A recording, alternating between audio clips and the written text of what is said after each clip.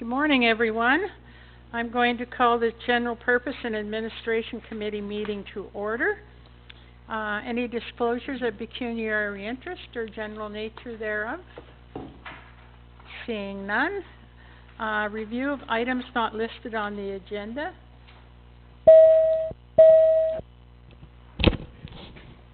Sorry about that, Your Worship. There are some items not listed on the agenda. There's a couple items of correspondence on addendum number 1 and 3 reports, and then on addendum number 2 there are 2 reports to be added. Thank you very much. I think that everybody got those. Announcements. I think we start with you, Councillor Malloy, this week. Thanks, Mayor O'Connor. I won't announce all the things, just a few brief ones. Of course, we had the Park Master Plan thing this week. Councillor Ballinger, I guess, will speak to that. But up in Zephyr this weekend, we had a fantastic garage sale, and they had a baseball reunion. And some of the players from back in the 1940s were all there. Some of them even started it. So it was a really great reunion. They had probably about 80 people show up, and one of the people came from Yellowknife, another one from British Columbia. So they had a it was a great event. So it was a lot of fun, and a lot of old friends got together again after a long time. Zephyr ball teams were known throughout southern Ontario. Yeah, men and women. Yeah. And there were 4 different sponsors over the years, I think, but yeah, it was great. Alan Lockey was one of the original ones, and Bill Lockey were 2 of them that started it, actually. So it was really great. A lot of fun, and a busy day. And the weather held off just enough so they played their game, and then they got to go inside and sit down and relax. So, and of course, Mayor O'Connor will let you speak about Hans Steele as well. Anyway, great week. Thank you, Mayor. Hyatt. Thank you, Mayor O'Connor. Welcome, everyone. Belated Happy Father's Day to those of us who have kids. I had my 3 all in the house on the weekend, and for 6 hours there was peace and quiet. After that, all hell broke loose. But anyway, I thank them for being all together for that occasion. We had the master plan meeting. I'll let Jack speak to that as well. As well, we have the In the Rough golf tournament this week, which helps to raise funds for the NASIS, the animal shelter in town. So we have a team in place. I hope you're all practicing diligently, so hopefully we can participate in that effectively. So there's a bunch of other things, but those are the highlights, Mayor O'Connor. Thank you. Thank you. Councillor Beach. Thank you, and good morning, everybody. Yes, I'll leave up to Hans Steele for the Mayor to speak on. It was quite the event. I just wanted to mention that Experience did their presentation to Jumpstart this past Wednesday, and Experience was able to donate $7,500 to Jumpstart, as well as 3 separate scholarships to high school kids for this fall. So that I'm really impressed to be involved with that group. And also, I have received an invitation or announcement for a celebration of agriculture for Thursday, October the 26th this fall. It's early, but they usually sell out for the Durham Farm Connection Celebrate Agricultural Dinner and presentation. So I have the information here, as well as I'm sure that Councillor Barton will speak about our need for volunteers for Canada Day. So if you've got some time, we need your bodies. Thank you. Thank you, Your Worship. So not to reiterate what everybody else said, I just have one announcement, that the twinkle lights will be going up in the trees this week downtown, so which would be great. I'm not sure how far they're going to get, but they're hoping to have them all done this week, so it will start to look great again downtown. Councillor Ballinger. Thank you, Your Worship, and good morning to everyone. First off, I want to thank our Mayor for putting through the motion to deal with the Vimy Ridge oak saplings. I'm very pleased to announce that the application went in for 11 different places in the Uxbridge Township, and we received the okay for every one of those spots, which is amazing. So thank you much, Gary Lynn, for the motion. The second thing is Saturday morning I spent time in Oshawa at the Ontario Regiment Museum. I'm very pleased, first off, how well I was treated there and the equipment that has come to the parade. It's all been arranged, and you will see the biggest tank on Canada Day. A Sherman M4 rolling down the Brock Street of Uxbridge and down south where Colonel Sharp used to train his 116th Battalion. After that, I went over to Whitby on behalf of our mayor.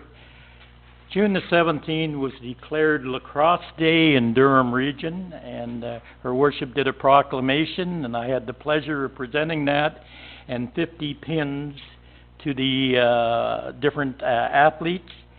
I didn't realize that Iroquois Park in Whitby is the largest community center in Canada. We also had last week the Parks Master Plan. There was a good attendance there, and there was some good ideas. A couple areas people are misinformed. In one, our CAO corrected that, which was nice to see. So it was a really good turnout, and it's looking to the future of Uxbridge with our parks. There's other things I have here. I would just like to say that the parade is moving along nicely. Things are going very well, and we expect to have a record amount of vehicles, as you might say, on Whitby on, Saturday morning, picked up a 1901 Oldsmobile that's going to be trucked up here. And we have a 1917 in the first part, Model A Ford. So I think people are in for quite a surprise. And I have to tell you about using some imagination. Imagination at the end of the parade. Red Camaro here, 1957 Fairlane in the center that has a white hood, red and white on the side. Another red Camaro here. That's the end of the parade where council will all be sitting up on the backs. And in the center, we're having cut a 3 feet by 3 feet styrofoam maple leaf that is sprayed red. So you're going to see automobiles moving at the end. That's a moving vehicle Canada flag. So things are shaping up really, really good. So hopefully people will all be out there at, I love it. Thank you very much. So that's it for now, and thank you. Thank you. Councillor Barton. Yeah, so I'll speak a little bit about Canada Day as well. First of all, we need all of your help. There's lots to do, and it's good to see council get their hands dirty. And so, please make yourselves available for Canada Day. We'll have lots of things to do, whether it's guarding the gates, handing out medals. Just let us know what your availability is. And great to see the cyclists here. We also had the Markham-Stouffville Hospital Emergency Department come to our place for a barbecue, and at least 2 of the doctors rode their bikes from Markham up for the party, which was really fun. So did you ride them home? They didn't ride them home. I was wondering why they were wimpy and wouldn't ride home too, but something about the barbecue and the beverages, I think. Anyway, that's it. But lots of great stuff happening in Canada Day. We'll announce more next week. Okay. It was a very busy weekend. Went to Kathleen May's 95th birthday. Kathleen has been a lifelong member of our community and has served in many capacities on several, I'm going to say companies, that's not the right word, committees, sorry. Saturday, at 10 o'clock, 4 of us, Councillor Malloy, Councillor Beach, Councillor Fred Bryan, and myself attended Hans Steel, which is opening a new steel manufacturing place in the Uxbridge Industrial Park. I've never been to an opening quite like that in my life. It was 4 hours in length, and we had MPPs from several different boundaries. We had MPs, we had mayors, we had mayors from Newmarket, Stouffville and Uxbridge. We had a video with everybody congratulating them. Then we had the dotting of the dragon's eye. Then we had a dragon dance. It was quite a show. As I said, I've never been to one that was so long, but was so interesting as well. So we wish them many years of prosperity in our municipality. Just one other thing about Canada Day. Jack, I would like to see you or somebody from the committee get on the radio and start giving people an idea of what this parade is all about. Okay, great, thank you. Okay, Paula and Pino, or Pina, sorry. Paula and Pina are with us today to go through the consolidated financial statements. And welcome. Thank you very much. I'm not sure this is going to be as interesting as all of the things you folks have been doing, but we're certainly happy to be here to I guess, conclude on the audits of the various entities. So you have our report in your package. Maybe I'll just turn your attention to page number 1. And maybe before I do that, I should introduce Pina, because Pina is new. Well, she's actually not new. She actually worked on Uxbridge audit many, many years ago with Alan Foe and Bernie Chandler, and I think Ron Mitchell was still here. So, yeah, so she's back. And she's back as a senior manager, so we certainly are happy to have Pina back on the account. So we'll go through our report. So starting on page 1, we do the audit of the consolidated financial statements of the township, as well as the library, the business improvement area, and also the trust funds. And the first 3 entities are prepared, the statements are prepared in accordance with public sector accounting standards, and the trust funds, which are really just administered by the town, they're not consolidated into the town's consolidated financial statements, are prepared in accordance with standards for not-for-profit organizations. Pina will cover off the audit risks that we had talked about at the audit planning stage. Also on this page, just a recap of the concept of materiality, which is provided here. So again, whenever we do audits, we have to develop a materiality level. We do that based on professional judgment, but we typically would use a percentage of either total revenues or expenses. We've noted here those amounts, and we had also agreed that we would come back to this committee if there were any uncorrected amounts that were greater than a much lower level, so 5% of that materiality level. And you'll see on the next page that there were no items to report, no items that were aggregated by us during the engagement that remained uncorrected to report to the committee, or no uncorrected disclosures in the financial statements. On page 2, we also summarize sort of the status. Essentially, we've completed all of the field work.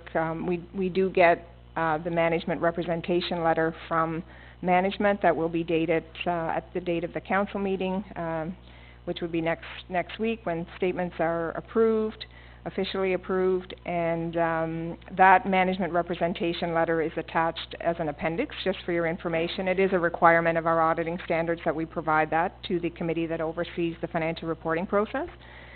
I think one legal response just to get, but we don't expect anything with respect to any legal items. And then we do an update with management of any subsequent events up to the date of the report, so we will do that next week as well. The other 2 items that are listed here, just going concern, again, we're required just to assess, and management does an assessment of going concern. Typically it's not as relevant in a municipality, although there have been municipalities, I guess, over time, and in the States certainly, that maybe did not continue as a going concern or had some issues, but we didn't have any issues with obviously with the township's ability to continue as a going concern. We agreed with management's assessment. In terms of internal controls, we do look at internal controls. We look at the design and implementation of internal controls when we do an audit. And we're required to report if we identified any significant deficiencies in internal control, and we did not identify any significant control deficiencies to report. Turning to page 3, a couple of items here. One, again, we discussed the risk of fraud in an audit, and the purpose of the audit is, as noted in the conclusion piece, is to actually express an opinion on the fairness of the financial statements. We're not here as forensic auditors looking for fraud, but as hired to consider risks of fraud when doing an audit. So we had that discussion when we did the audit plan, and there was, based on our audit, that we did not identify anything, and we felt that the assessment around the risks of material misstatement due to fraud were the same as we had assessed when we had done our audit plan. There was nothing that came to our attention to identify any concern. Independence, we are required to be independent when we conduct an audit, so we have included our independence letter in Appendix 2 of this report. And there were no threats to independence to report. We do the audit work for the township. Couple of things that you look at is whether or not you would have an interest. Obviously, that doesn't work in a township, but when the auditing standards would require that we wouldn't be able to have shares, obviously, in an entity, a company that we were auditing, that sort of thing. A lot of those things around independence are not really relevant in this environment, but there are things in terms of, do we do a significant amount of consulting work, that sort of stuff, and we've noted that in our letter. We don't provide any other services other than audit services to the township. Significant accounting practices and judgments, Pina's just going to cover off separately. She's going to cover off maybe just the audit risks and those areas of estimates. So I'll pass it over to her. Great. So I'll start with page 4 of our document on audit risks. So these were the risks that we identified during our planning as being areas of risk for the township. So with respect to revenue recognition, the risk is around what amounts are recorded in the year versus what amounts are deferred, and the split between capital and operating. And we described for you the audit procedures we perform in order to obtain the audit evidence we need to conclude around revenue recognition.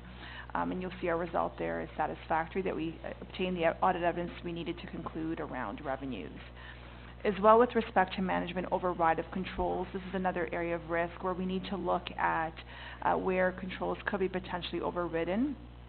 And we're required by assurance standards to consider this whenever we issue an audit opinion. So we look at having conversations around where those risks could exist, where there could be some bias or some judgments. And our conclusion there we did not identify any evidence of management override of controls. I'll move on to page 6 of our document, which is significant accounting practices, judgments, and estimates. So from a significant accounting policy perspective, the township, the library board, the business improvement area, and the trust funds have consistent accounting policies year over year. So there's been no change in the accounting policies followed. As well, there's been no required change. And our view is that those accounting policies are acceptable and in accordance with Canadian auditing standards. As well, we summarize for you briefly on this page areas where management must make some judgments and estimates. So in preparing financial statements, there's always some level of judgment and estimate, and we describe those for you right on the bottom of page 6. So with respect to post-employment benefit liabilities, these are benefits that are provided to employees once they retire, and the accounting standards require you to make an estimate and record those amounts as the employee works for the township. And that amount is determined through significant actuarial estimates. So you do engage an actuary to help you come up with that number. As well, there's certain provisions in the financial statements. So there's provisions for things like property tax reassessments, where there's a view that there might be a reassessment. You account for those when you can make that estimate, and you'll see that provision has gone down as some reassessments are settled. And then finally, allowance for doubtful accounts. So to the extent that the township has a receivable, it makes certain assessments around collectability of those amounts. And then finally, there is a comment there around the useful lives of capital assets. So the township will make an estimate around capital assets and how long they are expected to serve the township, and that is the basis for amortization. And there's an overall conclusion here that we found those estimates to be reasonable. So I think that's probably it. There's a couple of other, there is an appendix again that summarizes the communication requirements that we have as auditors. And we've just noted in the comments column where all of those items were covered. So some of them are covered either through our engagement letter, some of them may have been covered when we were here doing the audit plan, and the majority of them are covered today in this report back to this committee. So I won't go through all of the appendices. Certainly with any of the report, we're happy to answer any questions that anyone might have on any of the items that we covered. On the bottom of page 6, and I think that is probably yours, Pina. Post-employment benefits liability, it's going up, or it went up, okay, which is understandable. But provisions for property tax reassessments, it's gone down. Is that part of the because we know what the gravel assessment, that was gravel? That's exactly it. So you've settled those, so now they're out of your provision because it's a known amount. Okay, great. And allowance for doubtful accounts, it's dropped as well, which is good. But that's for people that we maybe aren't paying their taxes or relates to non-tax accounts, because on a property tax basis you typically would not have an allowance because property taxes, typically there's a mechanism to collect those. So those are non-taxation accounts, and in some cases if you've had a write-off or a cleanup of an account during the year, it comes out of your provision. Okay. Thank you. Councillor Ballinger. Thank you, Your Worship, and thank you very much for your presentation. Just in layman's terms, after looking through that, is there any red flags in there that council should be aware of? No, there's nothing that came up as a result of our audit that we would consider to be, something that we would feel has to be reported to this committee. Certainly if there was anything that came up, we certainly wouldn't wait necessarily for this committee meeting either. If there was anything that we thought was of concern, we'd certainly, come to you at any point during the year. But, we didn't have any significant deficiencies in internal controls. I mean, there were no uncorrected amounts, so certainly all of the, accounting in accordance with the standards is being done appropriately throughout the year. So there was nothing that came up in terms of what I would call a red flag.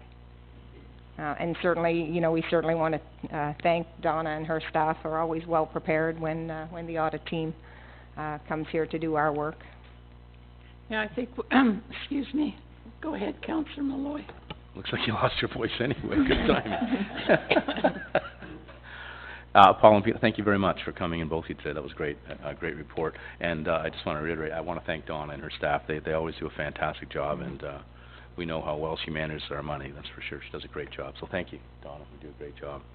At this time, if you don't mind, Mayor O'Connor, I'd like to pull two reports, TR 2917 and TR 3017 forward. Thank you.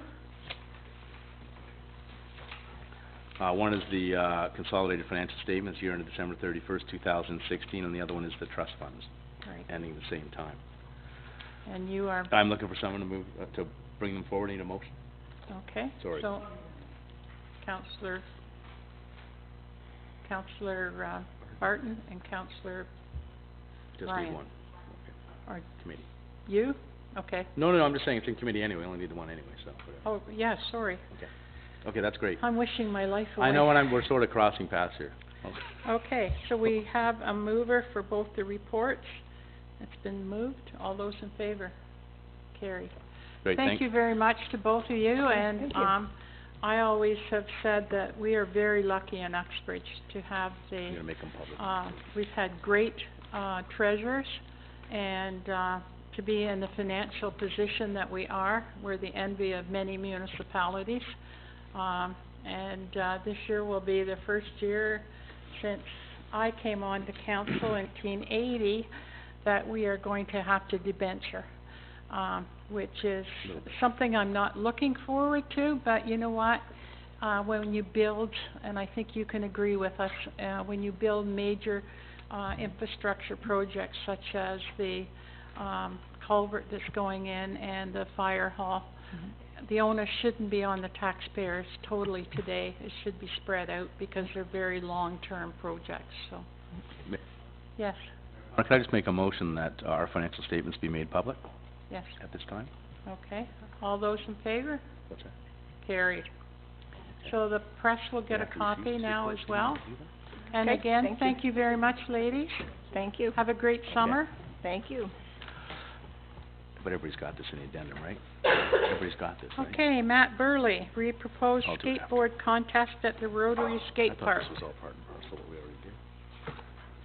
Oh, I guess it's... You can either go here, Matt, or go to that one, whichever's, okay.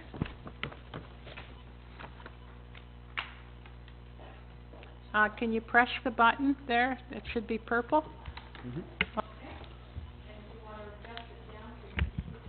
Perfect. Is that good for you guys? Awesome. All right, thank you for having me, everyone. My name is Matthew Burley. I'm just a recent graduate of an honors journalism degree at Wilfrid Laurier in Brantford. I'm also a small business owner of a business called MBS Custom Stencil Artwork, based out of here in Uxbridge, and what I'm here today for is to propose a skateboard contest at the Uxbridge Rotary Skate Park, which would be co-hosted by MBS, the Township of Uxbridge, and Switch Skate and Snow, which is a skate shop in Pickering, Ajax. And why I've come here today is the only reason I could co-host was I was speaking with Amanda Ferraro, and she said I would need to come for a delegation, and I have a couple of things that I would need to have done if I was also going to be able to host this or co-host this contest. Mike, the owner of Switch Skate and Snow, said that if there were any permits that the township requires, that they would be passed for the contest, and we are also asking for $200 to $300 of prize money, which we can give at cost prizes, both MBS and Switch Skate and Snow. We feel this would be a very successful contest because in the past Mike has ran multiple skateboard contests and has worked closely with the townships of Ajax, Pickering, and Clarington. He has multiple members from the townships that can back him up, and I can easily provide you with contact information if you wish. And we just feel it would be a great addition to the community. It would bring in a little bit of local business. Switch has a lot of customers from within Durham and York region. He has a very wide clientele and would be able to advertise the contest very thoroughly through both social media and word of mouth, and I would be able to do the same. It would help small businesses in downtown, and it would just bring a little bit more use to our beautiful skate park, which we have all worked very hard and we all raised money to support for. Thank you very much. If you have any questions, I would be very happy to answer them. Thank you very much, Matt. When are you proposing this? On either the 5th or 6th of August, which would be either a Saturday or a Sunday.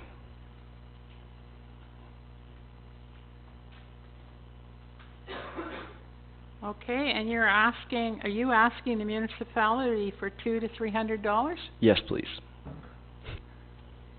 Okay. Let's see, was there anything else? You'll have to have insurance. Yes. Oh, I'm sorry, I didn't cover that earlier. Mike, having ran the multiple skate contests in the past, and he also runs a skateboarding camp, has the necessary liability insurance. He has the up to $5 million. Okay. Which Ms. Ferraro had mentioned was the necessary amount. Okay. Councillor Ballinger. Thank you, Your Worship, and just a few questions here. Any age restrictions? No, I would like to have all ages. In other contests, I believe there was one recently hosted in Ajax. There was age kind of things for like young, like kids, like 12 and under, and then there was like one for 40 and over to like skate the bowl. So if any ages want to come out, we'll definitely have sections and prizes for them. So is there categories for ages? So Yes. there's prizes for different ages? Yes, sorry, that was the word I was looking for, categories. Is there any any entry charge for these people? If I wanted to go skateboarding, what would my entry fee cost? Never mind your entry fee, we get insurance. If you'd like to just come and check out contest, it would be free of charge, but if you want to enter, I would be charging $5. Okay, so you charge $5. Where does that $5 go? If you had 100 entrants and you now have $500, where does that go? That will go to most likely me, Switch, and if the township would like some, I would be happy to share it with the township as well, seeing how I was told the township would have to be a third co-host, so I could share some of that. I would be happy to do that. Where I'm coming from, is this a private enterprise? Is this a private thing that's happening, or is this something that's going back into the community? It will be going back into the community with the prize money coming back from the township, and as a small business owner, I'm very well connected with the local skateboarding scene. I'm always just supporting it. I'm at the skate park multiple times, 3 to 4 times a week. So I'm sure that in time, as a small business owner, I will be able to give back to them. It will not be an immediate give back, but this is kind of a goal that I had set for myself this summer. I really wanted to hold this skateboarding contest in my hometown and kind of just support and give back to the skate scene. I'm having no problem with the context. Where I'm having problems is most people, when they run events, they give it all back to the charities. And in this case, I'm not hearing that. I'm hearing that a third to you, a third, so that's where I'm coming from. This would not be a charity event, no. Thank you. I guess, what sort of numbers are you expecting for the day? I would be extremely happy with 30 contestants and then just friends and family members if they wanted to show up. I'm not expecting anything enormous, but I'd be planning, for as many as possible. I'm not sure where you got the information that we have to partner with you in this, because I really don't think we have to. I mean, if we give you permission to use the park, you get permission to use the park. I don't know why we would have to be partners in it. Okay. I don't know where you got that information from. I was told in an email that it would have to be like a 3-way co-host. Oh, but you're providing your own insurance anyway, right? Yes. So, sorry, we would also be able to provide our own sound equipment and tents and stuff like that. Tents, yeah, just for shade, and if we wanted to have like some promotional gear products. So, I mean, he's talking about revenues of $150 for the day, so it's not exactly a big, huge event, is it? No, it's Yeah. just, You're it's not something making for a the ton of money community. on it, is what I'm trying to say. Yeah, could I ask Amanda? Could you come up for a sec? Have you had a chance to walk through the logistics with Matt over parking and where he can and cannot park? The reason I'm asking that question is you're saying 30 people. What if 300 show up? With social media and the way it is, you could have a mass mob of people who descend on the skate park for this thing. So where are they going to park? Have you talked about that? We can definitely work out a parking plan for the Okay. event, for sure. There's definitely lots of parking near the back. I guess where I'm going is you don't want them on Durham 1 and or on Ball Road. That's right, So if yeah. they don't know that ahead of time, they will park there. So there has to be some kind of plan to deal with that. If you only have 30 people, we could probably accommodate it within the actual skateboard parking lot. But you're gonna have to put that information out there if you're doing it. My next question was along the lines of Councillor Ballinger. If this is a private entity, which it seems it is running it, I mean, I'm not sure how that prize money would flow. I'll wait till I hear from other members of council, but, I mean, I could support a prize donation, but I think we have to look at the number. I think we have $250 was our max for other events, but, anyway, I'll let other people speak to that. Thanks, Amanda. Sure. Matt, Yep. I think it's great whenever we encourage sport. another small business based out of Uxbridge did events like this starting out in mountain biking. And this weekend I'm going to be competing in the largest 24-hour mountain bike race, you know, in the world right now. So that's Chico Racing, Adam Ruppel. And he brings in probably about $50,000 a year into the Albion Hills Conservation Area in revenue from something that started like what Matt's doing right now. So these events can become money makers and also huge tourism drives. And, you know, if you make $5 per person, all the power to you. Now, you know, we just have to decide if we want to sponsor this event, that's all.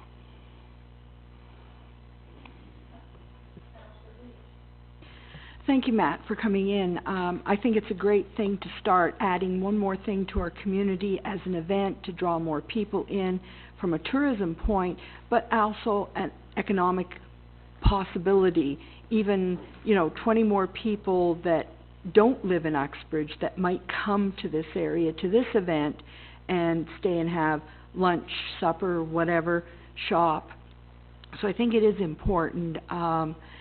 Yeah, it's small, it starts, but we got to start someplace and see where it grows, and with any good luck at all, good weather, and it'll grow. And it could be an event that maybe in the future that grows big enough that, you know, you might decide that you're making enough money, you might be able to donate to Jumpstart or something like that, which supports the community also. Thanks for coming in. Again, like I think these sorts of things are great. I think it starts from grassroots, and we really need to do that. And I think that sort of activity is fantastic, and this is something that I would get behind and support 100%. Thank you. I'll make a motion. Well, I like to support the event. I think it's a great event, and I think we should support you. However, I think what we'll do is we'll refer the funding request to the golf committee, but we should support the event, I think, and we'll refer the funding request to the golf committee. Are we supporting August the 5th or August the 6th? I guess one's an alternate date, right? Is that what it is? Yeah. It's only one day event regardless, right? Yes.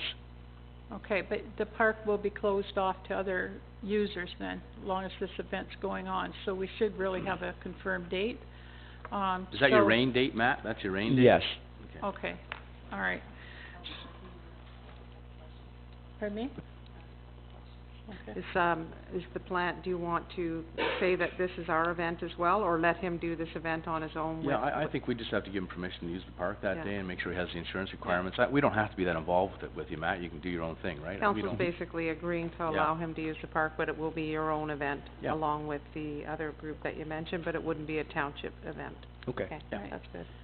And you'll have to bring in a copy of the insurance, papers, Matt, to the clerk. Okay. Okay, so we have a motion moved by Councillor, Malloy, thank you. All those in support? Okay, motion was unanimous, so, you'll hear back, I would think, within a week, of the amount that, the township's willing to, donate towards this event. Awesome. Thank you all. Thank Could we you. just ask him to supply a letter or something, Mayor O'Connor, to Yeah, the golf committee, sure. please? We haven't got any documentation, Matt, so send us Yeah. something, okay? You Yep. can email us if you wish, Matt, with just, the request so that there's something that we have on record for Okay. the auditors. Sounds good. Okay, Awesome. Great. All right. Once Thank- again, thank you all very much for your support. thank you. Okay. John Fisher, Dan Little, Terry Sinkler, and Steve Snodden. Steve, you're the spokesperson? Well, John Fisher, yes, thank you, Mayor O'Connor. John Fisher sends his regrets. He is, I didn't, he's doing well, but he has been, in the hospital, Princess Margaret, and he's home. So he's, that's the good news, but he's not able to join us today. And so we've got surrogates. I see I've got a fair bit of support here, from Durham Mountain Bike. Some founding members, some active members have joined me here today, and I know you may get sick of hearing from just me, but anyway, so I'm the designate. It would have been nice for John being the president of Durham Mountain Bike, it would have been great, and he wishes that he was able to do this, I'm sure, Wow. rather than what he is doing. But, You know what, we wish him all the best, Thank you. and, hopefully by, the fall, he'll be back and Yeah. doing his thing. yeah, well, if anyone can do it, I think John can. Yeah. He's quite the guy. Do you So- want to, dim the lights a bit, please? So we can see this? I'm not sure what the gaps are in this software. I'm going to get, I'm gonna delegate someone to pass out some paper maps. Actually, if you just give them to Debbie, she'll, Thank you. Yeah, I don't know why this low disk space, I think, seems to be our problem. Anyway, this was a piece of mapping software that I use and we use, that Suzanne Kershaw has developed for us, where the town trails reside, and it's a great working tool for us. But we didn't test its ability to pull up here. Maybe it's just the scale. Don't know what's happening there. But thanks again for allowing me to speak here this morning, Council. I'm here again representing Durham Mountain Bike, and I'm joined by founding member Tom Hawks, Bruce McDonald, Sheila, her daughter, some others, residents who were able to get off work or otherwise are able to be here. so can we, before you go Yes. any further, excuse me for interrupting, but can we know what the daughter's name is? Oh, yes, Hannah. Hannah, and you mountain bike too, Hannah? Very much. Good girl. And Good she's a girl. videographer. She's done some great video of our events for us. So you don't judge by size, ability. So we got told that real quick. Like, My kind of girl. and she did deliver with some really good video of one of our build events, I believe it was. So I'm here again representing Durham Mountain Bike. And we are here to propose an addition to the town's Adopt a Trail program. Just by way of background, to keep you up to date, Durham Mountain Bike now boasts 1,000 members and growing. And it's come a long ways from when Tom and I joined as members 2 and 3 or whatever we are. Currently, the club maintains all the single-track trails in Dagmar North in cooperation with TRCA. The club also maintains all the single-track trails in Durham Regional Main Tract in cooperation with Lake Simcoe Region Conservation. The club carries insurance for the trails that we work on.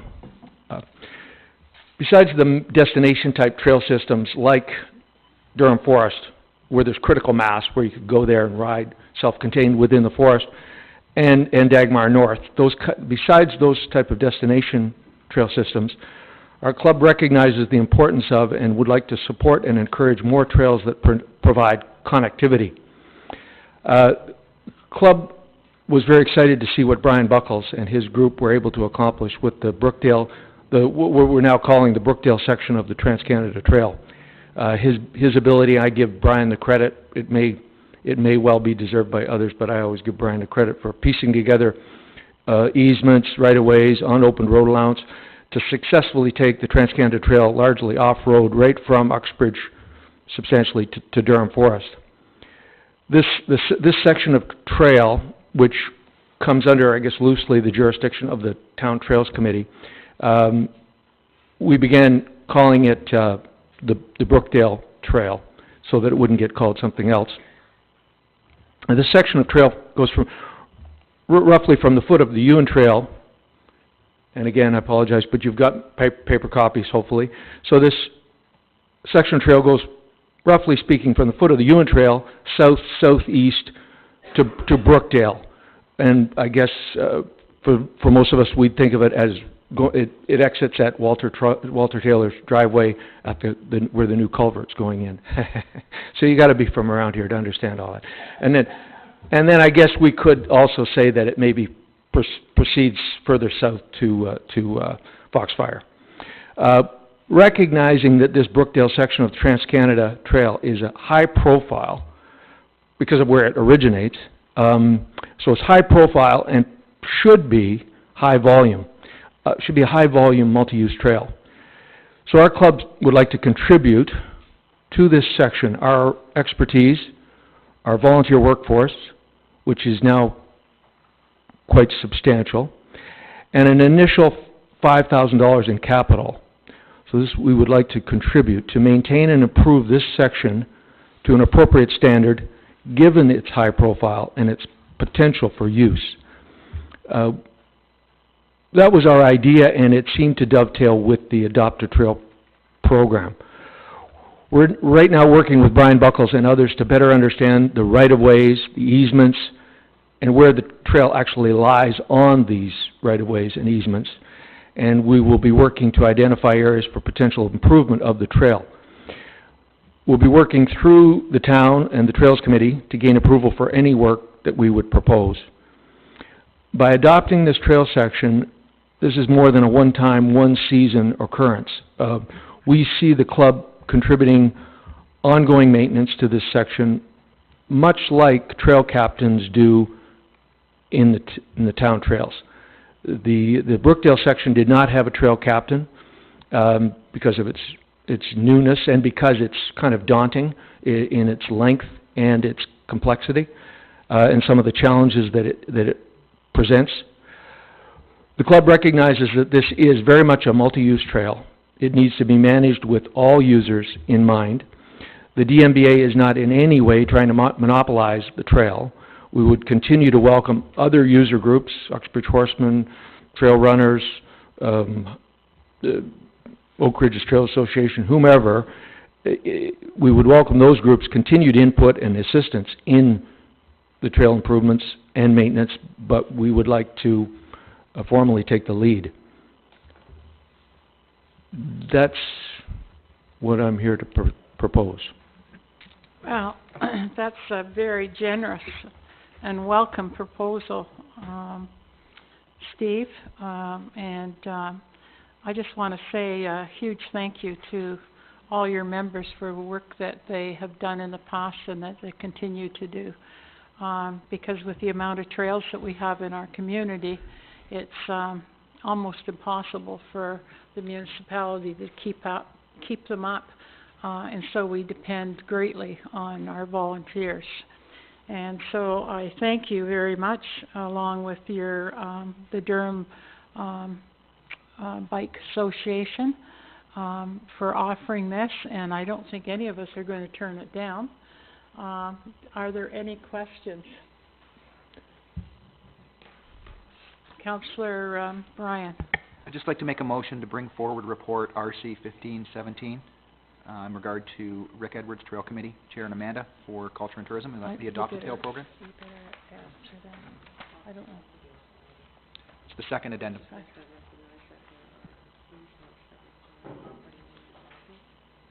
Okay, it's just been brought to my attention there are easements that we will need to get from property owners. So who's going to be working on that? My only point is some of the sections on that trail aren't long-term secured. We have one piece with the developer, Fabio Furlan, if you recall. We're probably at an 18-year lease agreement with him. And then the only other thing that I do know is that there may be a major rework on the Brent Lund property depending on discussions that Foxbridge has with Brent Lund.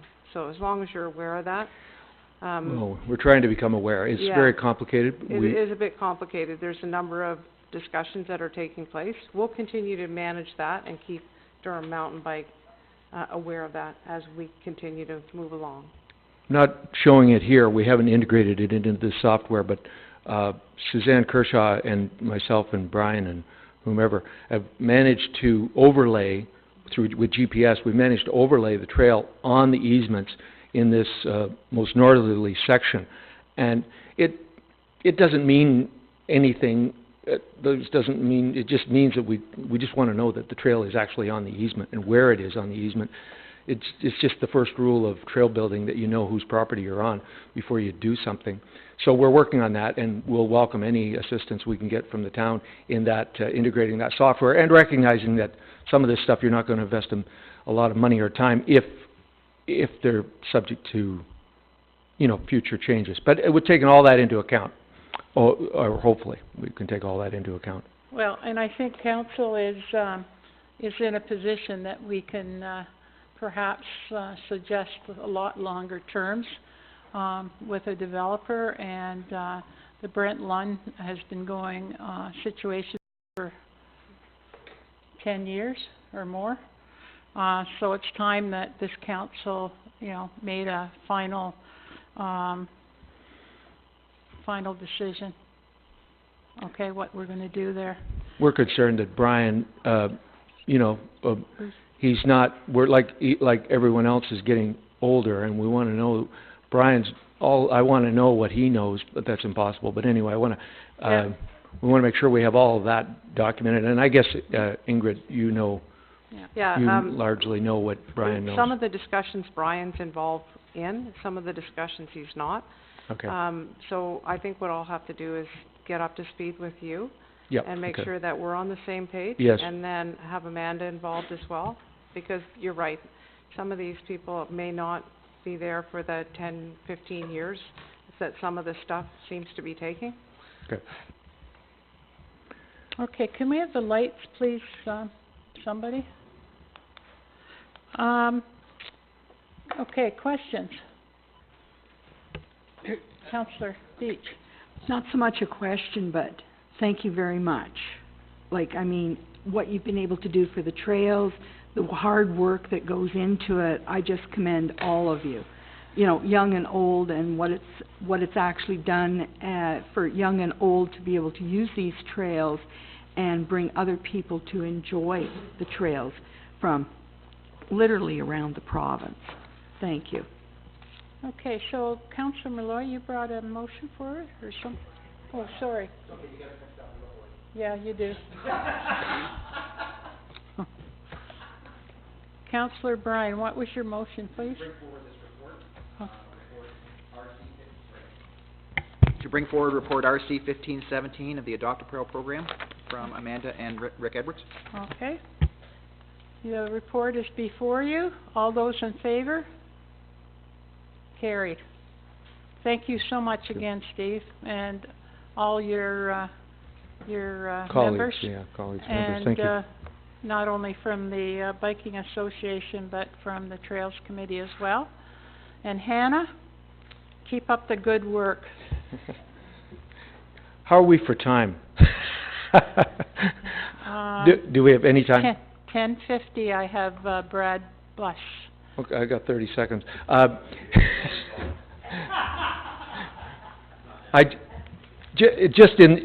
if we had time, but we've got some committee members here from Durham Mountain Bike who have created a phenomenal program for our membership.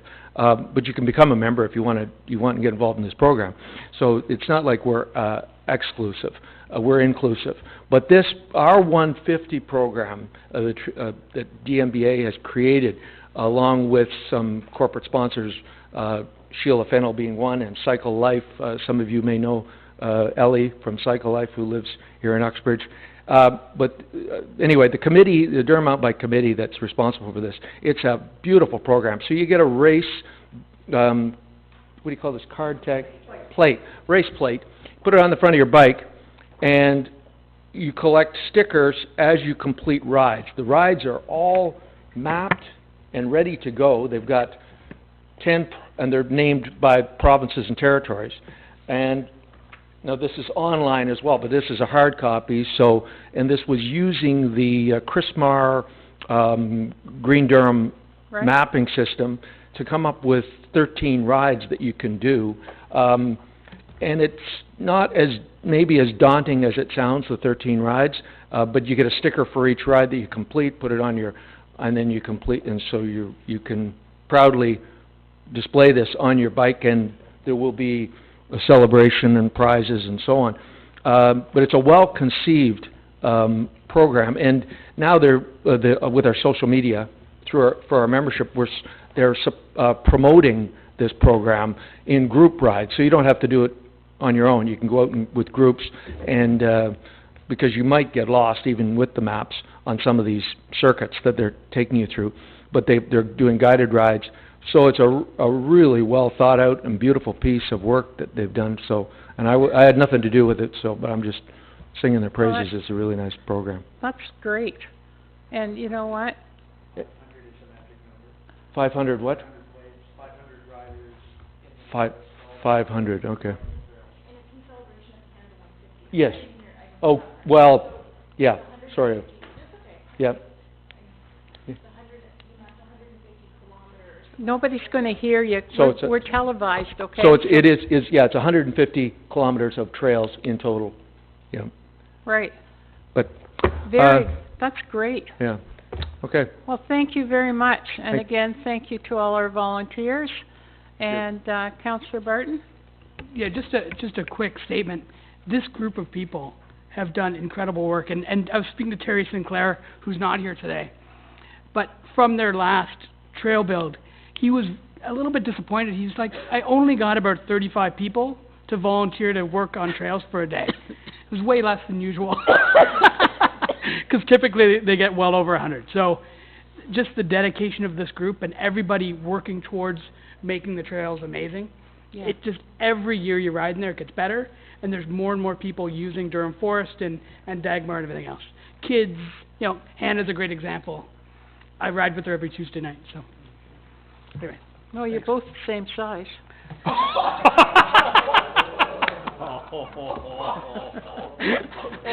Oh, that was a good one.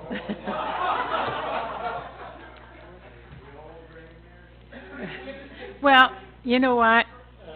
I know David, and we make fun all the time of my size and his size. That was not disrespectful. That was just an inside joke that we have between us. And you know what? That's what's great about this council, is that we don't take anybody seriously. We don't take each other seriously. We don't take the public seriously. I'm moving on. Okay, thanks again, everybody. Brad Buss, Uxbridge Historical Society.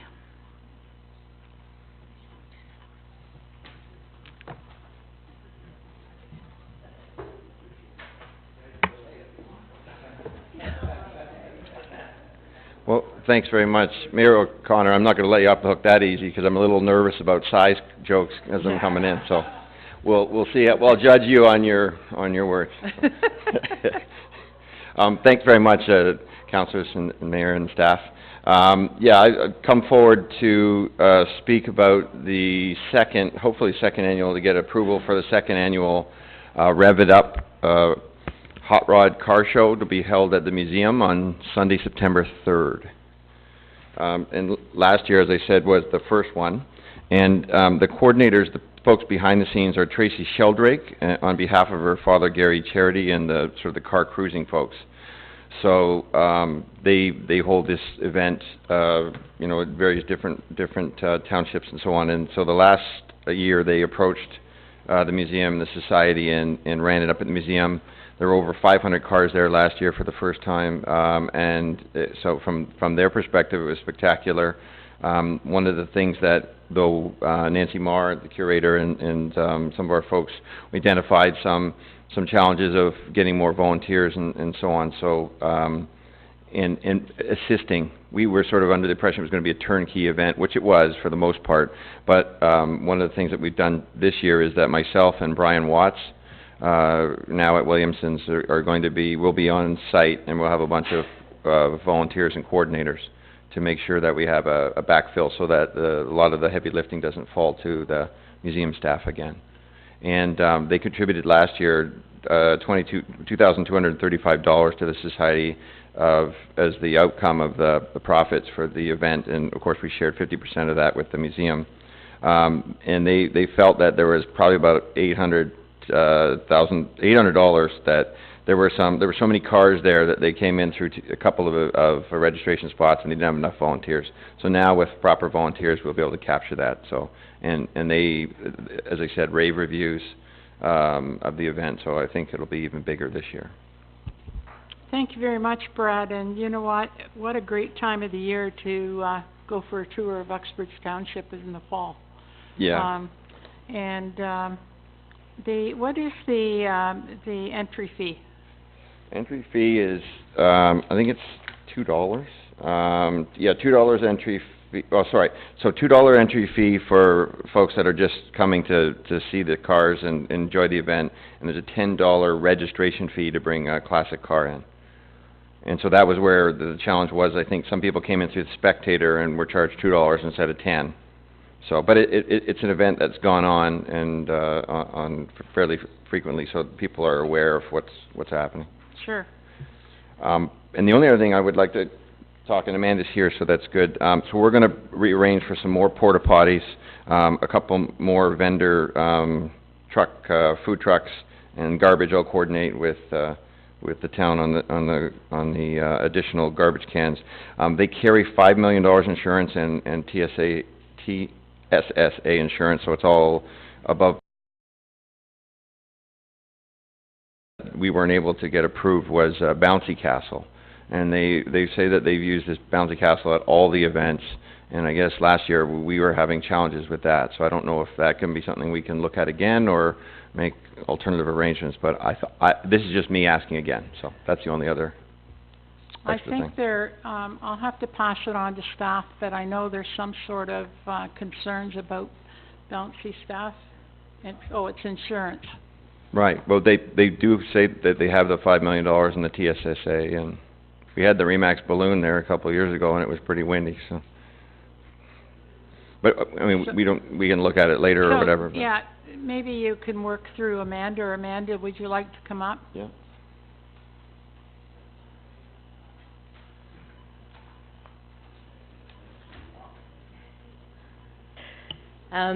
Yeah, sorry, Brad. I have to put the big caution out here for bouncy castles. They are not safe at the best of times, but at the museum where it's super windy, I would really not recommend a bouncy castle. The wind is what makes it dangerous, and that is, it's not a great location. Some municipalities are looking at banning them. They haven't done that yet, but it's more the location. It's very windy, and I'm really sorry that I can't support that ask from my perspective. Showing recently where kids and the castle both took off, and I believe the children were quite badly hurt. Yeah, we did talk to Sonia about this last year, and she did say that it's not recommended at high wind spots. Yeah. So we did investigate it last year. And there's always a wind up there. Right, yeah. Yeah. So if I was, so I'll talk to Tracy. If there's an alternative, do we sort of come back through Amanda? Just work with Amanda. Okay. Okay? Okay, if you approve. Great. So is there any further questions? Councillor Hyatt and then Councillor Beach. Thank you, Mayor O'Connor. Hi, Brad. How you doing? Just a question. That being the Labor Day weekend, do you foresee any issues with attendance, or? They hold it on the Sunday, Labor Day every. They do, eh? Every. Yeah. I had the same question, but. I'm just surprised that people would be out doing other things. Well, these car cruising folks are. Hey, if they're there, they're pretty dedicated. More power yeah, well, to them, that's probably what they're doing. Labor Day fun. Yeah, maybe that's what they do. So, other than that, my only other question was a few years ago. I guess depending on how dry the conditions are, some of those folks that have the very nice cars didn't want them there because they were sinking into the grass. So, is that still an issue? I guess maybe it isn't if you're saying they want to be there. So. Well, yeah. So I guess there's different areas on that hill that they can be. Some folks just won't bring their vehicles out, and even if they see a cloud, right? So they're aware of that up front, right? So it's the same rain or shine event. I know the grounds at Elgin Park were a little better. They're a little drier.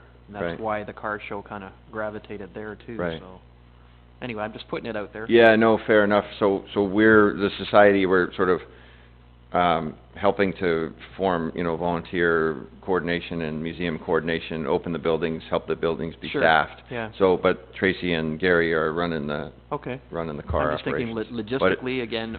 If there's people coming there to see the show, they're going to park. And then if you got the Right. guys with the cars, where are they gonna park, you know what I mean? So I know. it's one of those And- kinds of things you have to And work it out. will be interesting, we'll have to coordinate up front because the dog park has come up, right? So there is a reduction of the yeah. parking, so anyhow, there's some ways. I'm sure you'll work through it, but There's some ways to I'm work just around putting it it at the out there, back so- end, yeah. Yeah, okay, thanks, Brent. I don't think the dog park will have any bearing on the parking. I've never seen, no. Well, it just comes up, like it's just the fact that it comes up, if you could have the spillover, it's fine, but it's Yeah. just a reality of the logistics of it. Okay, Councillor Beach. I attended the event last year, and it was wall-to-wall cars and people. It was Mm. amazing to see.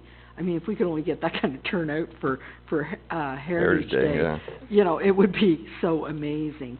But it really was, I was flabbergasted to see how many cars came out, how many people came out for it. It was just, it was crowded, and I Yeah. mean elbow room. Right, and I heard about, input and output, right? The food vendors and the toilets were the There was- shortages, so we're yeah. gonna rectify that. Yeah, no, so how many food trucks are they thinking about bringing Well, in? and I asked, Tracy's up in Sanford, so I said, is there Laura's, is there some other ones that we can bring? So I think there was only one last year. There was only one last Right. year, and the lineup was horrendous, Right. and I never saw the lineup Yeah, go down. so we'll grab a couple more, yeah. Yeah, We're gonna work with I her on think a that. minimum of 3 Yeah, I would think so. for, as big as this event is.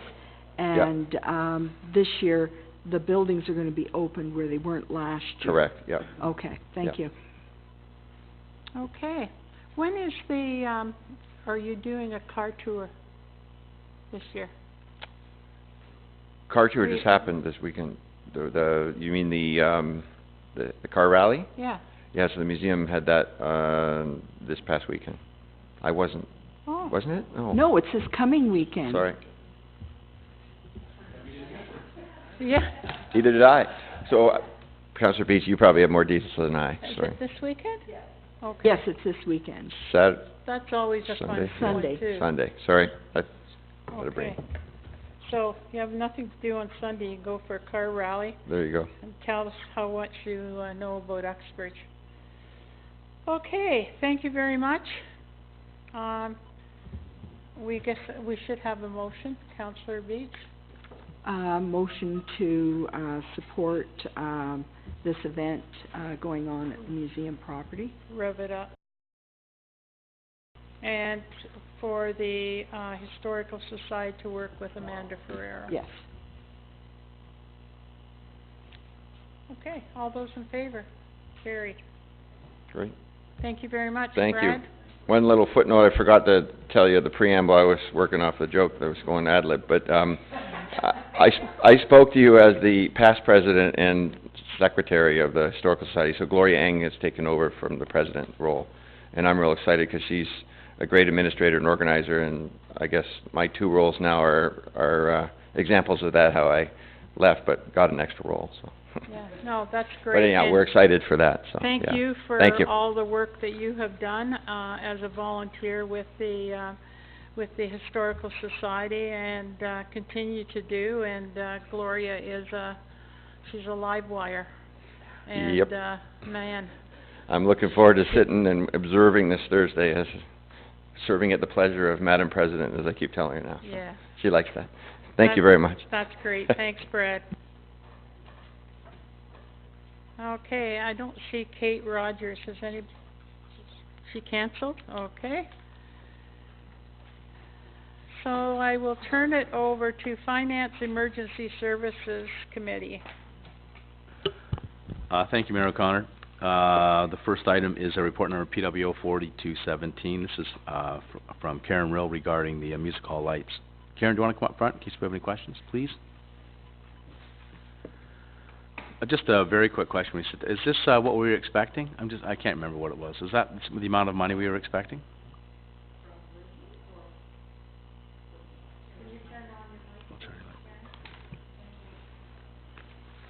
This is the second time this report has come to council. So, brought it the first time, I don't remember when, and then I was asked to go back and take a look into grants. All right. So, we got in touch with Veridian, and so, they're going to process a grant, maybe up to $1,000. We're thinking it's probably around $600. Oh, okay. Okay, any questions of Karen? And would somebody like to move the recommendation? Councillor Bryan? All those in favor? Carried. Thanks, Karen. Report number PWO 4317, this is of Ben Kester. This is regarding the Goodwood Hall and some discussion about an additional building. Mayor O'Connor. I'll wait till Ben gets sitting down here, but, Ben, I think that maybe there was a lot of discussion around this, but I think that what I would like to see, first of all, I don't support the, container, whatsoever.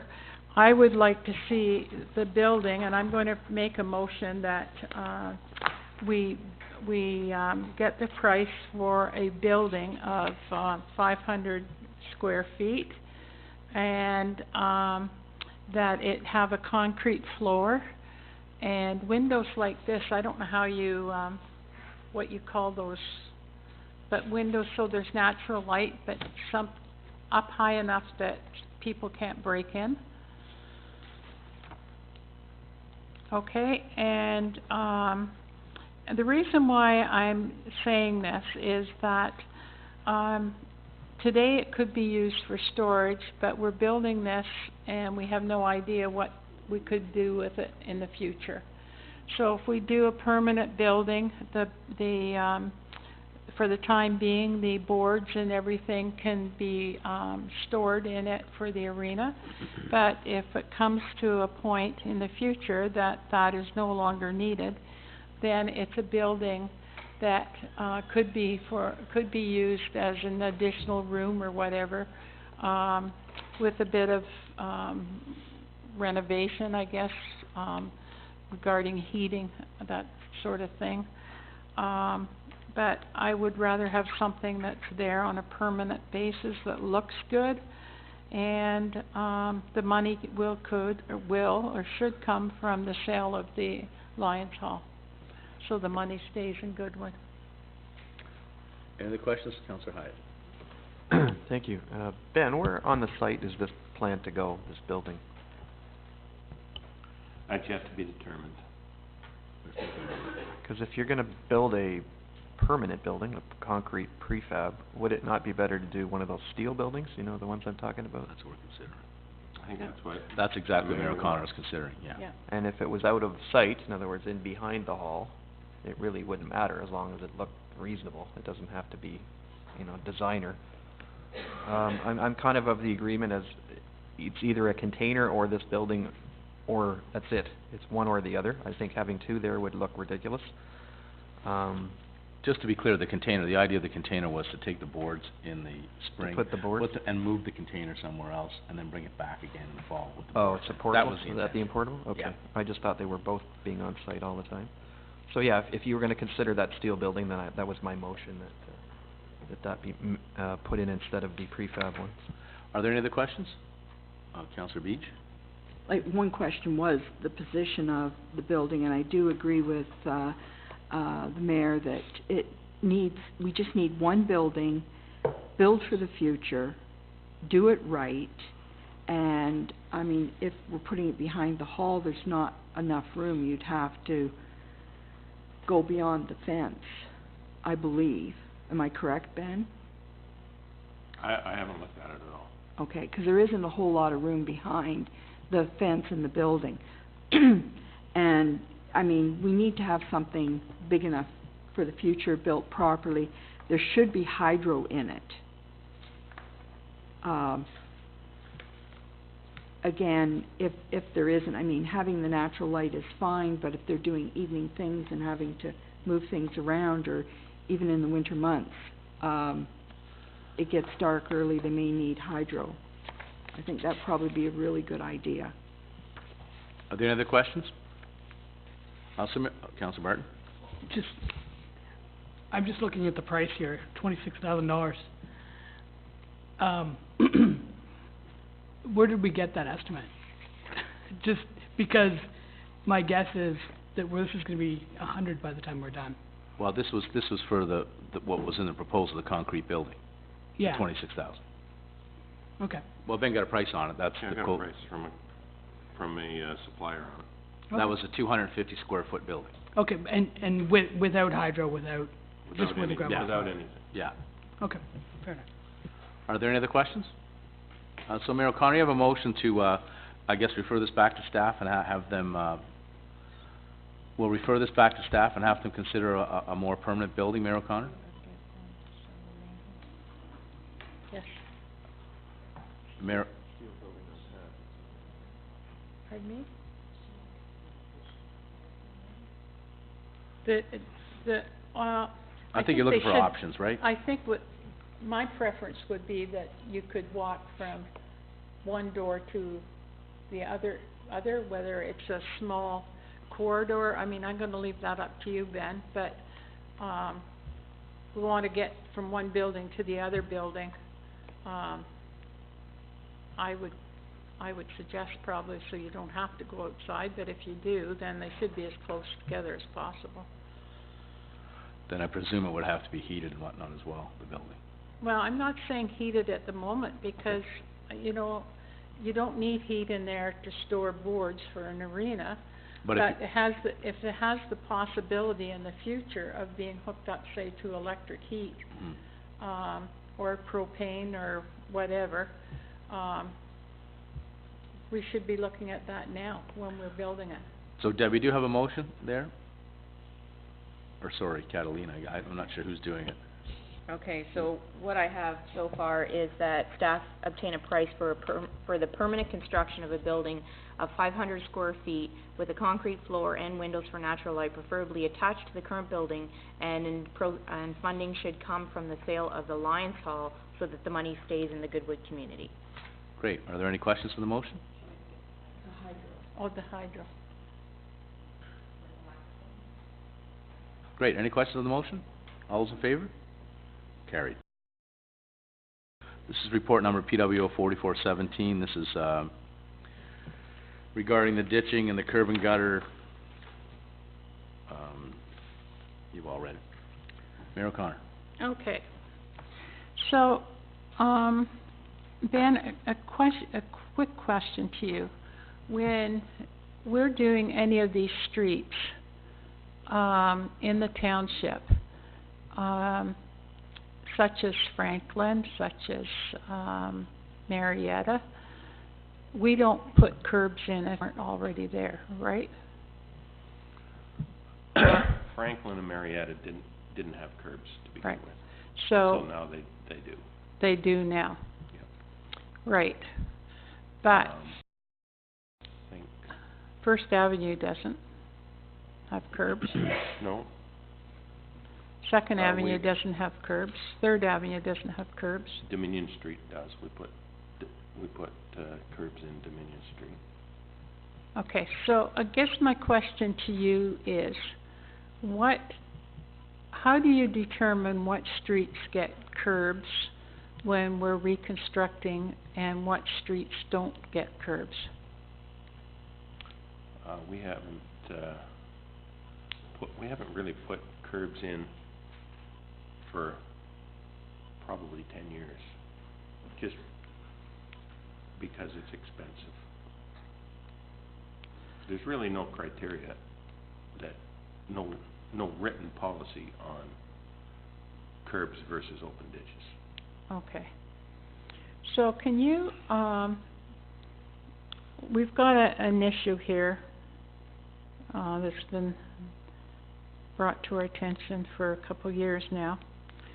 And it's on Maple Street. If we were to do ditches, this one garage, how would they enter it? You Put a culvert in there? I think there's a culvert already there. Okay. But- Well, your report, is addressing a lot of streets. And although there's gonna be work done on streets as they come up through the road study, or roads need study, correct? Correct. Can you come back with a price for a ditch, open ditch on Maple Street from Cedar to Balsam?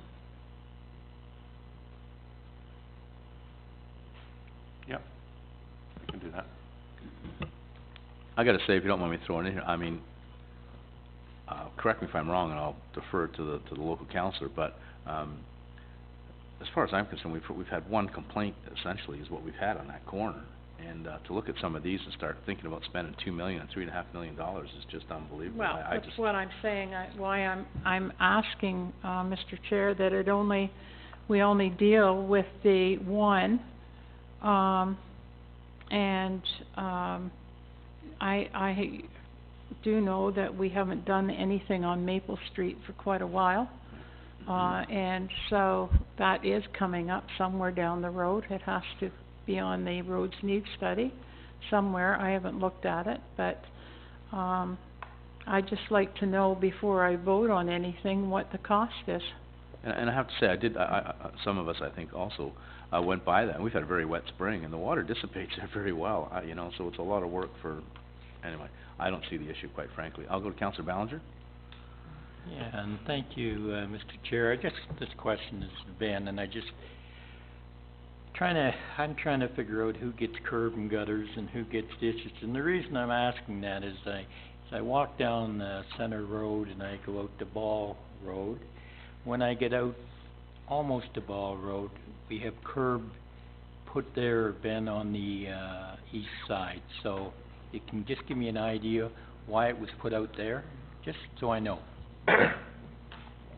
So those people on the east side, there's 3 or 4 houses there. The water was funneling down the driveway on the west side of the road in the spring and in heavy rains, and it was just shooting right across the road down their driveways. So that's why the curb was.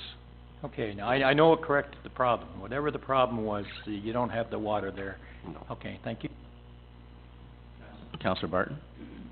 Yeah, just on that one property, I purposely have driven by there during significant rain events, and I've never seen it flooded any worse than every other property in Uxbridge.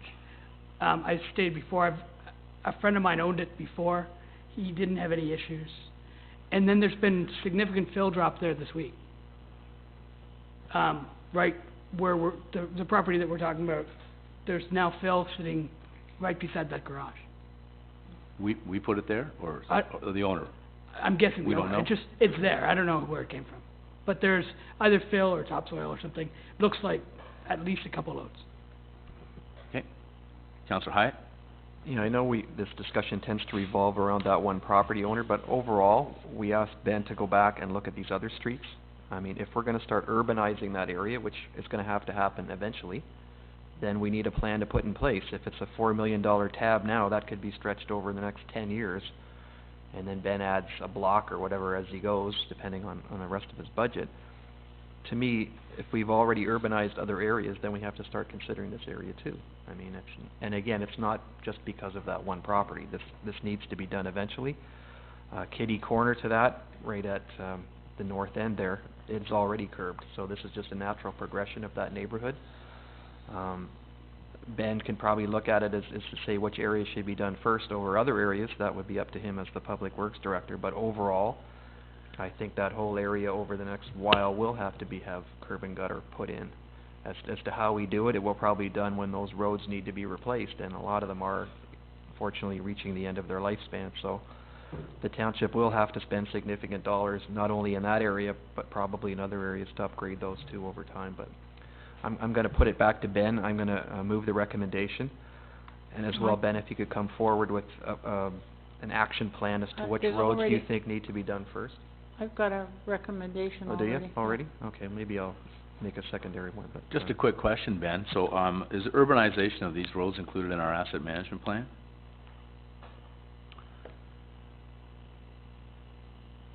I'd have to check, Sorry, but I don't believe so. Mayor O'Connor?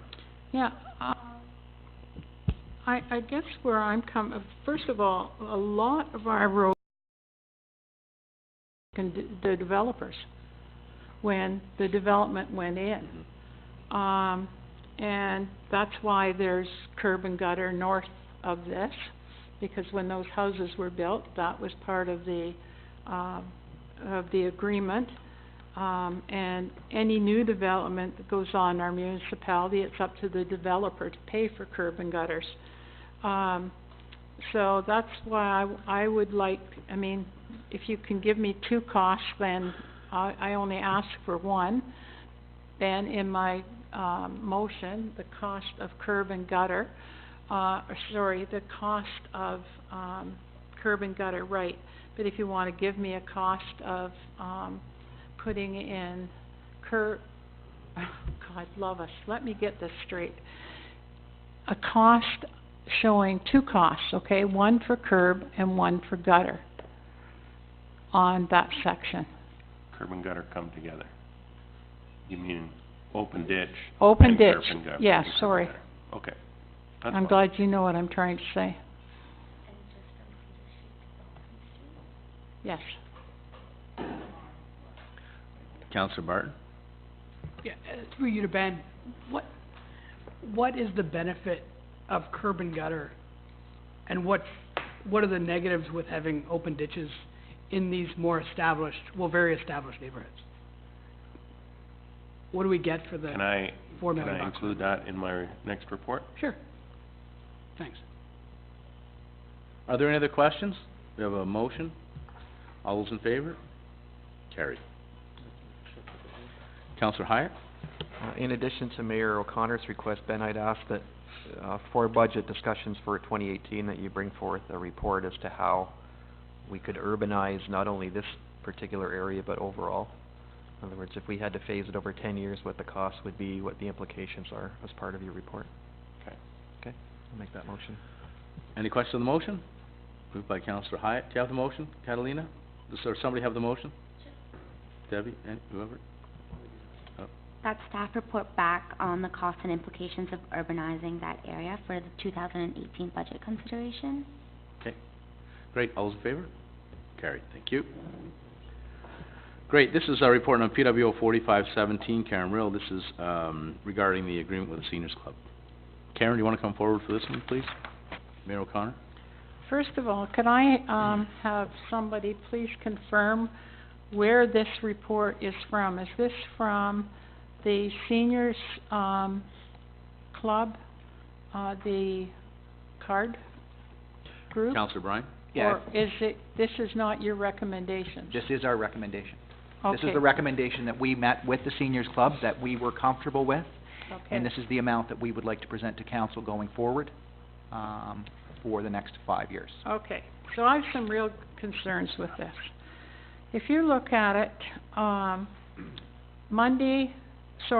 Tuesday, 8:30 to 11:30, and they're now going to make it 8:30 to 4 p.m., so we gained 6 hours.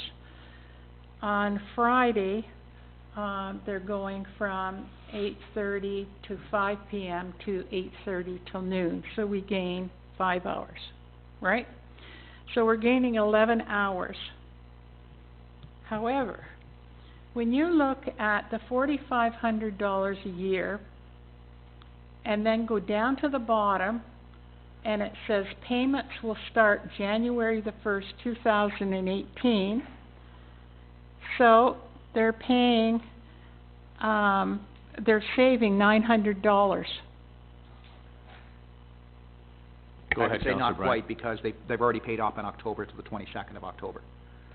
Right, so it's really only November and December, but it's part of October. Yeah, they are saving some money, absolutely. They're saving, well, I didn't know Almost that. 900. That isn't That's what okay. it says here, so, I'm just using round figures then, That's fine. okay? Yeah, that's fine. $900 saving there. And what they've done also is that they've gone back to, the bid euchre, back to the 2012 of what they had in 2012.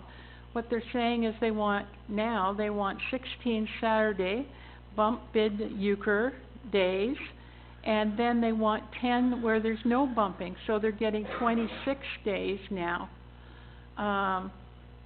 And to me, this is not,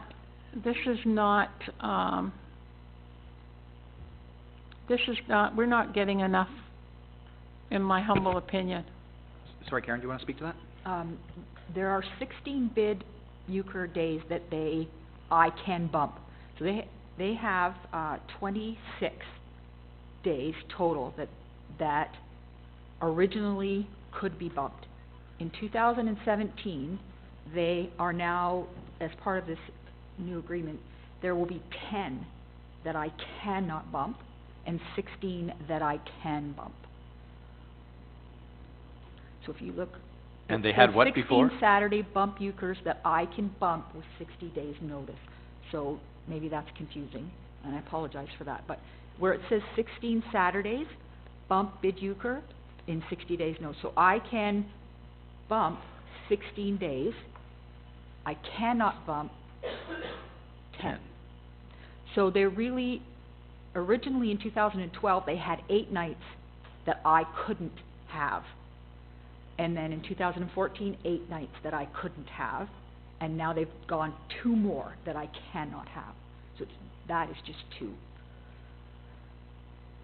Well, I don't, you know what, to bump something up $900 a year for a facility like that, when our hydro costs have gone up more than $900 in a year, I don't think it's in touch with reality. And I'm not trying to do anybody out of any money, but you know, we make other groups pay, user pay. I mean, you look at what kids pay today for hockey as an example, because of what it costs for to keep the arena going, and hydro particularly. I think that this, I don't support this figure, okay? Karen, tell me something. How many times was the hall booked last year? If you had those 26 nights or whatever number we're at here, how many times... How many times did I bump them, you mean? Well, how many times would it have been booked? Is this hall a place someone's looking for every Saturday night? Like, could we, like, No. we can make all these rules we want, but if it's only booked 3 times a year, what are we arguing about? So what how many times was it probably used? The bid euchre has every other Saturday, Right? so that's 26. Right? And I think I bumped them 6 times last year. Okay. And then, I don't know, Pat, I don't have those figures, but it was probably 30 times. Okay. It was booked on a Saturday night. Okay. Councillor Hyatt, then Councillor Bryan. Yeah, I just have 2 questions. I guess the first one, we all know we had a delegation in here a few months ago from the CARD group. Is this the CARD group speaking, or is this the actual seniors group speaking? Seniors executive group that we met with. Reconciled their infighting or whatever was going on? Yeah, basically what happened was, as I said to Karen, I'm not meeting with the individual groups. You know, when you negotiate with the hockey league, you don't do with the Pee Wees, the Right, Adams, the that's Bantams. where I So was we going, met so. with the executive group and made the deal So with everybody's them. kosher with this whole thing? Absolutely. Okay. Yeah. I guess my next question, and this probably would go to you and or Ingrid, is historically the seniors group have provided in lieu donations. They bought a stove, they helped with the roof, that kind of stuff.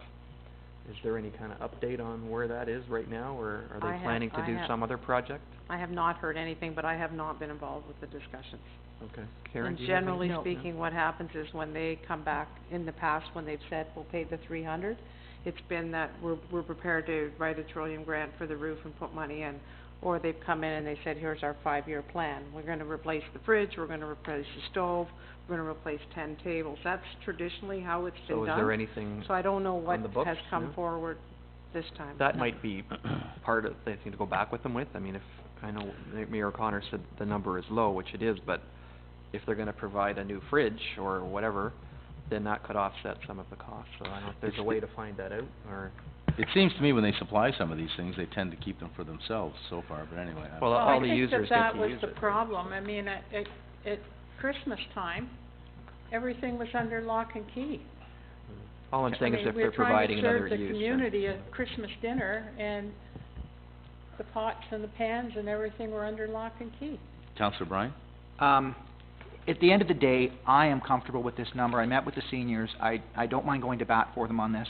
I think that things are getting very, very expensive. They're on fixed incomes. I get that. And I think at the end of the day, this is a good deal for the seniors, and I feel this is a good deal for us, and I will move this recommendation, make a motion to move it. Okay. Councillor Martin? Yeah, my concern with always, with, 26 times on Saturdays, this building going for bid euchre, is that then it's one of our best facilities for weddings and Jack and Jills and things like that. You can play cards in the Legion or in the arena. There's a lot of different places you can play cards, but to have an in-town building that is locked up for half of the usable time, it's a concern for me. But it's not, David. We're only guaranteeing them 10 a year. Yeah. That's all they're being guaranteed, 10 Saturdays a year. But they're paying very, very little, and they use the building the majority of the time. I would love to charge them nothing and always be able to bump them Saturday nights. I think that might be a better deal for us. Well, we can bump them 42 times a year. That's what this says. We have 10 guarantees, right? That's all we can guarantee them is 10. Yeah, but it's every other week. It's every other week, so they use it's it not 42. Sorry, yeah. Anyway, I'd like to see that facility being marketed for weddings and Jack and Jills and being pushed. This gets in the way of that from my perspective. If I could just add that when we rent it, it's about $500 a night. So if you take the $4,500 and divide it by 500, that they're actually paying for nine nights. That 9 nights out of the 10 that they're not bumping in. I just want to clarify that. So, I'm sorry, I've been reading this that they are guaranteed 10 nights a year. Is that correct? Okay. But there is that 60-day notice as well. Yeah. So if someone came in and said, hey, we want to have a Jack and Jill, in 30 days, we can't bump them then. Agreed, but those Jack and Jills and those things, usually 60 days, as we found in most of the halls most of our halls are policies, if it hasn't been rented 60 days prior, then they then they can rent it by the hour. Because most of the time you've booked them well in advance, wouldn't you say, Karen? I know. A year sometimes. But anyway, I understand your point. Any other questions? Councillor Ballinger? Mine is more of a comment than a question. Having run euchres for years and cribbage for years at the Legion and things, there has to be some consistency. I know these seniors, they travel to other senior centers and they play there and other people come to Uxbridge. So on this, I can understand what they're saying and I will be supporting it. Mayor O'Connor. I think we've got to get our heads away from just the bid euchre. That isn't the big issue. They get the hall from Monday 8:30 to 11:30. Stupid thing. 8:30 to 11:30. They get the hall from Tuesday 8:30 to 4 p.m. They get the hall Wednesday 8:30 to 5 p.m. They get the hall Thursday 8:30 to 4:30, and they get the hall Friday 8:30 to 12 noon. That's a lot of time that they're not paying anything for. It's all part of the 4,500. We're not focusing solely on the bid euchre. What I just heard is that they have nine euchre games. They're paying the 4,500, right? Well, you know what? I just want to be fair to everybody. And, I feel for kids. I feel for the kids' parents that get no break whatsoever when it comes to playing hockey, when it comes to playing baseball, when it comes to playing any sport, because there is no subsidization. And yet we're subsidizing another group at the cost of kids. And I don't really understand that. There's also, they've never paid. 3,600 has been going on for years and years and years and years. And to jump only $900, which is significant in 1 year, I agree. But my thing is, if we're going to attack kids and sports and other facilities that you have to pay your fair share, then I don't agree. I would like to see I'd like to see from them a capital contribution plan back. Councillor Bryan, can you tell, or maybe Karen, what does a membership at the senior centre cost? I think it's $10. $10 a year. A year? God help them. At the end of Councillor the, Bryan, go ahead. at the end of the day, I still stand by this recommendation. I don't, like I said earlier, I don't mind going to bat for the seniors, and I'm really comfortable with this.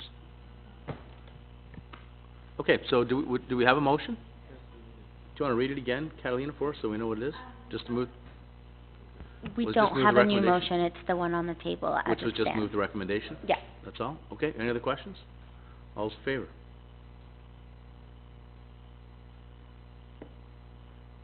Against? Pam, did you have your hand up or no? No, I didn't. Okay. I knew that was gonna happen. That's why they pay you the big bucks. I'm gonna support the recommendation, I'll tell you why. When I look at the daytime hours, most of our halls are never booked during the day, and this one, those are daytime hours that in most cases, the halls aren't generating any income anyway, so this is time that's perhaps well used by our seniors, so I'm gonna support the recommendation. So the motion is carried. Next. Sorry, PWO 4617 of Bancaster, this is regarding the fire extinguisher inspections. Councillor Hyatt. I'll move the recommendation. Are there any questions of the motion? Ben, do you want to answer that? I'm not sure where they came from, but they did them last year and they were really good. They're from Mississauga. I used to deal with them when I sold batteries decades ago. Are there any other questions of the motion? All those in favor? Carried. This is TR 2817, Donna Conn, and this is an excellent report on the an update on the fire hall. Somebody like to move the recommendation? Moved by Councillor Hyatt. Or are you moving or asking? No, I have a question right now. Go ahead. Through you to Donna. What's the ruling on repaying something that we take from reserves? Is there something that we have to do it over a certain amount of time? Can Go you ahead, explain that? No, there is no ruling on that. It's a hard decision. I mean, I'm just looking at the numbers here. If we're gonna debenture for 1.4, which we're basically repaying our reserves with that amount, that's what you're trying to do, why would we not just pay back that reserve over 10 years rather than debenture money and pay interest on it to reboot our reserves? Can you explain that? I think part of the issue is cash flow with the, as she says there, with the culvert coming up. Cash flow is kind of an issue. Go ahead, Donna, do you want to answer any further? Yep, that's correct, Pat. It's the cash flow involved with the Brock Street Culvert project. As you know, the project will, we don't have a definite budget for that yet, but it'll probably be in the $11 to $12 million range. And although we are getting a significant grant for that, and we also are going to get a grant from the region for that, we have to fund the project upfront, and then once we pay for those costs, then we will resubmit them for reimbursement. Not only do we have that project going on, but we also will be constructing the new animal shelter in 2018. NASAS has asked to borrow funds in the range of $300,000, and I would suggest borrowing that from internal reserves. And then we also have the fire apparatus financing strategy, which, as you know, we are currently levying a fire apparatus levy of about $200,000 every year. There'll be some years, depending on the timing of when we purchase these vehicles, where we will have to borrow from reserves. And in 2017 and 2018, those will be years where we will have to borrow from reserves. So it really comes down to a cash flow issue. And if we didn't have those things in the near future, that would be my recommendation, is not to debenture, but to borrow from reserves. But that's not the case here, so. So it's cash flow. So by repaying the 1.4, what would that leave our reserves at? Or once it's topped up? I think there's a report there with our reserves, I think you can see. Is it in there? Yeah. I mean, I understand where you're going, but all I'm trying to do is minimize the amount of interest that we're paying on. I mean, if we borrowed the money from ourselves, it makes sense to kind of pay that back minimally rather than be paying interest to whomever the pool decides is gonna hold that loan, and then have to use that money again to debenture the culvert. So, I mean, I know it's a cash flow issue, but I'm sure you've crunched the numbers. It just makes more sense. And I think it's just planning for the future, making sure we're not into a crunch. And let's face it, I think at 2.2% debenture rate's pretty darn good. Yeah, well, it's a great rate. It's making sure we don't get into trouble because we have some major projects on the way. It's just $100,000 that we could probably use elsewhere. Councillor Ballinger. Much along the same lines as Councillor Hyatt, I ask, why wouldn't we take the sale of the fire hall and apply it towards the fire hall, the new fire hall. And we got $1 million for that, I'm just saying if we did. That would leave us, $400,000, and we would take that out of the reserves and the fire hall would be paid off. Looking at the culvert, I don't know whether we know how much exactly it's gonna cost us right now, but we could end up debenturing the fire hall and debenturing the culvert as well. And I'm just, I'm wondering why we have money in reserves and why we can't apply some of that money there. I'll let Don answer, but first of all, we haven't sold the fire hall yet, so, that's why, as you know, accountants usually do, well, when they have the cash We haven't built the culvert yet either. Donna, go ahead. Okay, so my recommendation, and we've talked about this before, is when we go to borrow from reserves, I would only recommend borrowing from reserves on a short-term basis or for smaller dollar amounts. The amounts that we have in reserve, they are for specific purposes, and those funds need to be available for when the township needs them. So I would only recommend borrowing from reserves on a short-term basis, not on a long-term basis, and for smaller dollar amounts. I think what Don is saying, though, is that we don't have reserves, a hunk of cash sitting there unallocated. The money that's in the reserves is all allocated to some for the fire department, some for the works department. It's all over the place, so the money is already allocated. And we don't want to go short in any of those at the same time. Councillor Ballinger. Through you, Mr. Chair, again to the Treasurer, Donna. Donna, what happens if we got an influx of money and we're tied up with the debenture for 10 years? Can we pay that debenture off early? And if we do, are we penalized? Can't pay it off anyway, can we? Go ahead. No, I don't believe we would be able to pay it off early. Pardon? No, I don't believe we would be able to pay it off early. That's correct. Are there any other questions, Councillor Barton? Yeah, I've got questions not to the treasurer, but to the Director of Public Works, just on the other parts of this report. So, Ben, do you want to come up for a moment? I'm not sure which parts you're gonna... no, we're just... Go ahead. Yeah, there's a lot of information in this report that we've seen in chunks, but never all together.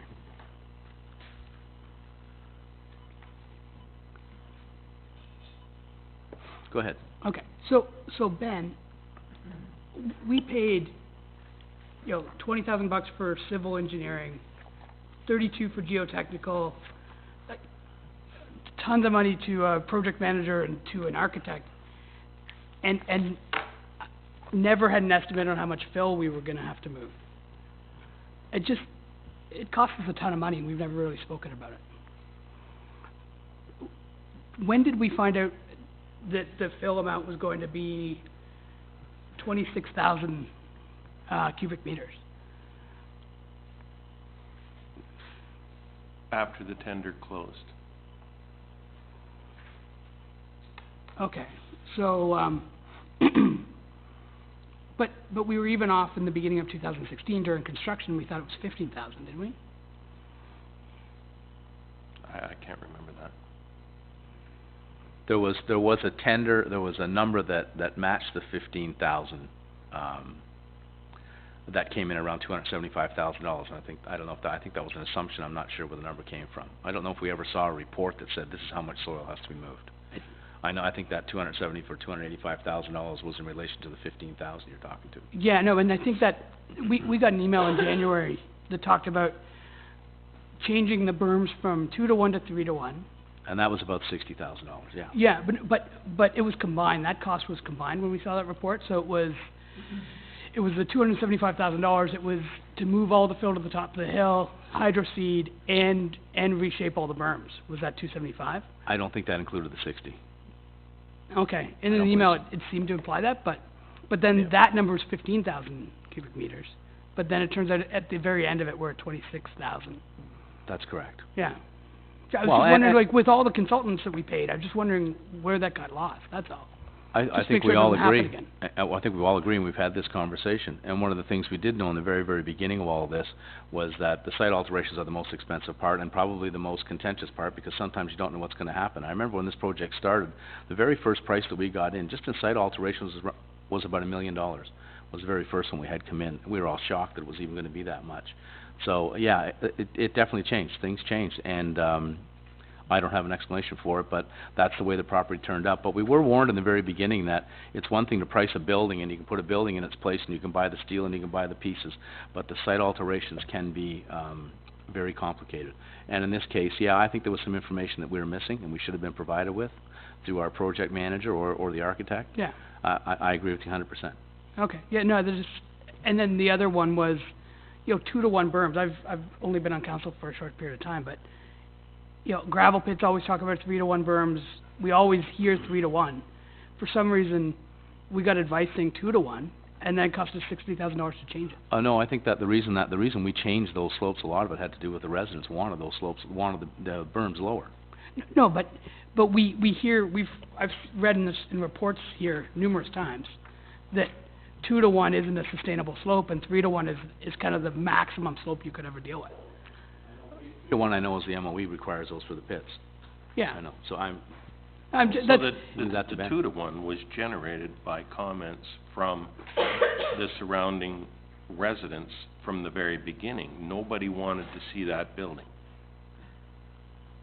from their upstairs window. Okay. Until I got the berms built. Then they all of a sudden didn't mind seeing the building from their upstairs window. Anyway, consequently, that was the 60, for sure. okay, and then just one last question, and then Go I'm ahead. done. It also speaks to the hydro seeding cost was credited by the contractor. Just wondering how much we got credited back, and how much of that land up there that we move soil around in is covered in that hydro seeding. It was $10,000 credit. Okay. And then, do we have an estimate on how much it's gonna cost to hydro seed that top field? About double that, because there's twice as much area now. Okay. So, and we're gonna hydro seed the whole area now? Yes. Is the plan? Okay. Oh, that includes to the east To of the the building now?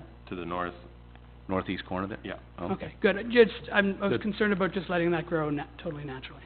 That's And all. it's been a bit of a dust bowl, hasn't it? So that's good. Yeah, just long-term, that's probably not Will sustainable. we be hydro seeding very soon, Ben? I know I've asked you this As before. soon as it dries out. Does it look like we have a chance this week? Every day. And obviously, I totally understand that why it's not hydro seeded yet. I went for a walk up there the other day, and it's certainly not dry. Yeah, certainly not, we can't put any equipment on it, No. that's for sure. Mayor O'Connor? I'd like to make a comment that, some of the questions that Councillor Barton has, brought up, is that we haven't closed the file on this yet. We're still looking at all our options, so, it's not a done deal by any means. There's a few things we're very unhappy about that we are getting legal advice, can I say that? Yeah, and I just, when we spend that kind of money on advice, Well, that's why the file isn't closed. yeah, so I just was looking through the line items and adding them all up, and it was, and then to miss that huge figure, that's all. You know, on a happy note, if you don't mind me throwing this in, we were out 2 weeks ago to Oakville, and they're building a new fire hall out there at 16,000 square feet. It's 4 doors, it's exactly the same as our building, very much. I mean, there might be some walls inside that change. And I asked them the cost of that building, and they expected that building was gonna cost them around $7 million. Yeah. So all in all, I know we're over budget in some cases. The building itself, we're very, very close to budget.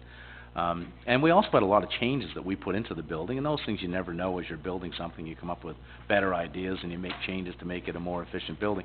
But the one in Oakville, at $7 million as compared to ours, which is gonna come in at about 4.6 or whatever it's gonna come in at, we did pretty good all in all. But yeah, we wish we had a little better information from a few of those consultants in the very beginning, and we're still dealing with that.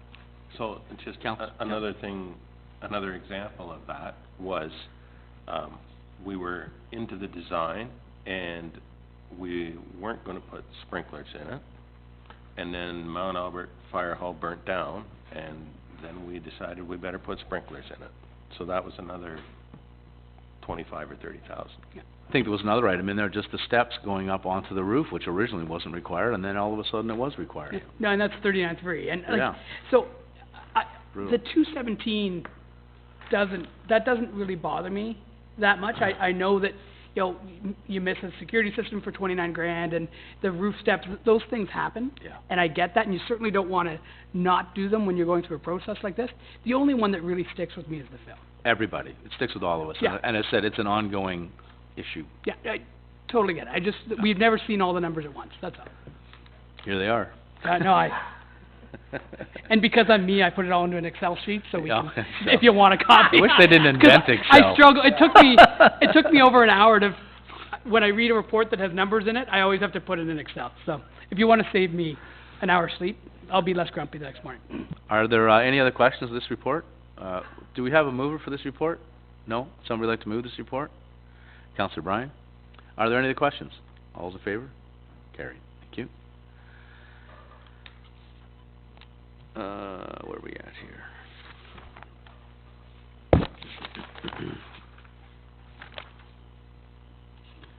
What number am I on here? I? This is, TR 3117, Donna Connor. This is regarding the sale of the Asylum Hall and the proceeds from it. Are there any questions? Somebody like to move the Councillor Hyatt? Are you moving it or asking a question? I'm just asking a question. Go ahead. This goes along the same lines, I think, that of the previous discussion that we had, right? As to where to direct the funds that you make from the sale of another property. I mean, we're putting this into reserves, to me, that really have no, at least short-term use. I would rather see that money put either to pay down a debt on something else, or put it into a fund that we're going to have to draw on in the shorter term, rather than, some of these things are long-term. It says future Siloam Park upgrades. I'm not quite sure where we're planning to put there. 100,000 into the community hall reserve, unless we have a project readily available that we're going to do, then I would suggest putting that money elsewhere. And the asset preservation reserve. I mean, I understand, Donnie, you put a lot of work into figuring out where these things could go, but I would rather see that 450,000 go into paying down the fire hall debt, or putting it into the culvert kitty, if you will, that we know what we're going to have to pay, or once we shortly should know what we're going to have to pay. I would recommend either or of those two. I'll leave it up to you to decide which would be the most prudent. And I think what's important is that obviously council makes the decision. So if these funds are in these reserves and we find out that we're short when it comes down to the culvert or something else, it's our decision. We can move it. We can do whatever we want. And that's anyway, Mayor O'Connor. Agreement was that there be monies from that hall that stay in the hamlet. Yes, the 50,000. Right. Yes. So The balance though is, yes. So Yeah, the 50 stays. I think that we have to abide by that. Yeah. It's just, it's a discussion we had here in council, and we talked about when we sold. When we put it up for sale. When we put up We for said that the funds would stay, some funds Some of would the funds would stay. would stay within the community. 50,000, I could Yeah. probably swallow it, the rest of it should go into. Anyway, those are, when they go into those reserves, it doesn't mean they're there for life. We can change them at will, really, if the need arises. Councillor Ballinger. Yeah, just a comment. I had talked to the lady for years, who looked after the Asylum Hall and did a lot of volunteering. And the one thing that did come up before it was even sold was, she said, I hope that some of the money goes back into the community. So I'm very pleased to see that $50,000 is going back into the parks. And we have actually gone through a number of the residents there, mostly the Mill Run Gate area, and talked about what they're considering, and that they have a few proposals that they'll be coming with after this. Okay, would somebody like to move that? We have a mover yet? Councillor Barton? Any other questions? All's in favor? Carried. Thank you. This is report number TR 3217. These are changes that are being made to the Assessment Review Board, and some of them are very positive, and Don will just give you a very quick couple of notes on it. Go ahead, Donna. Okay, so just a few highlights on the rules of practice and procedures. They're going to help to improve some of the current issues that the parties within the appeals have had in the past. So the ARB will assign a commencement date for when parties are required to begin working on the appeal, and they'll also have a schedule of events. They'll have due dates that all the parties will need to make too. All documents will have to be filed electronically. The township will be required to appoint an appeals representative, which we're recommending that the tax collector be appointed. The township will also have to appoint a complaints representative, and we're recommending that the clerk be appointed that position. And then within the new rules, the municipality will be able to identify sensitive properties that they want appeals to be held early. So we'll be able to prioritize our appeals, which will be really useful for us. And there'll also be consequences of failure to meet due dates and scheduled events.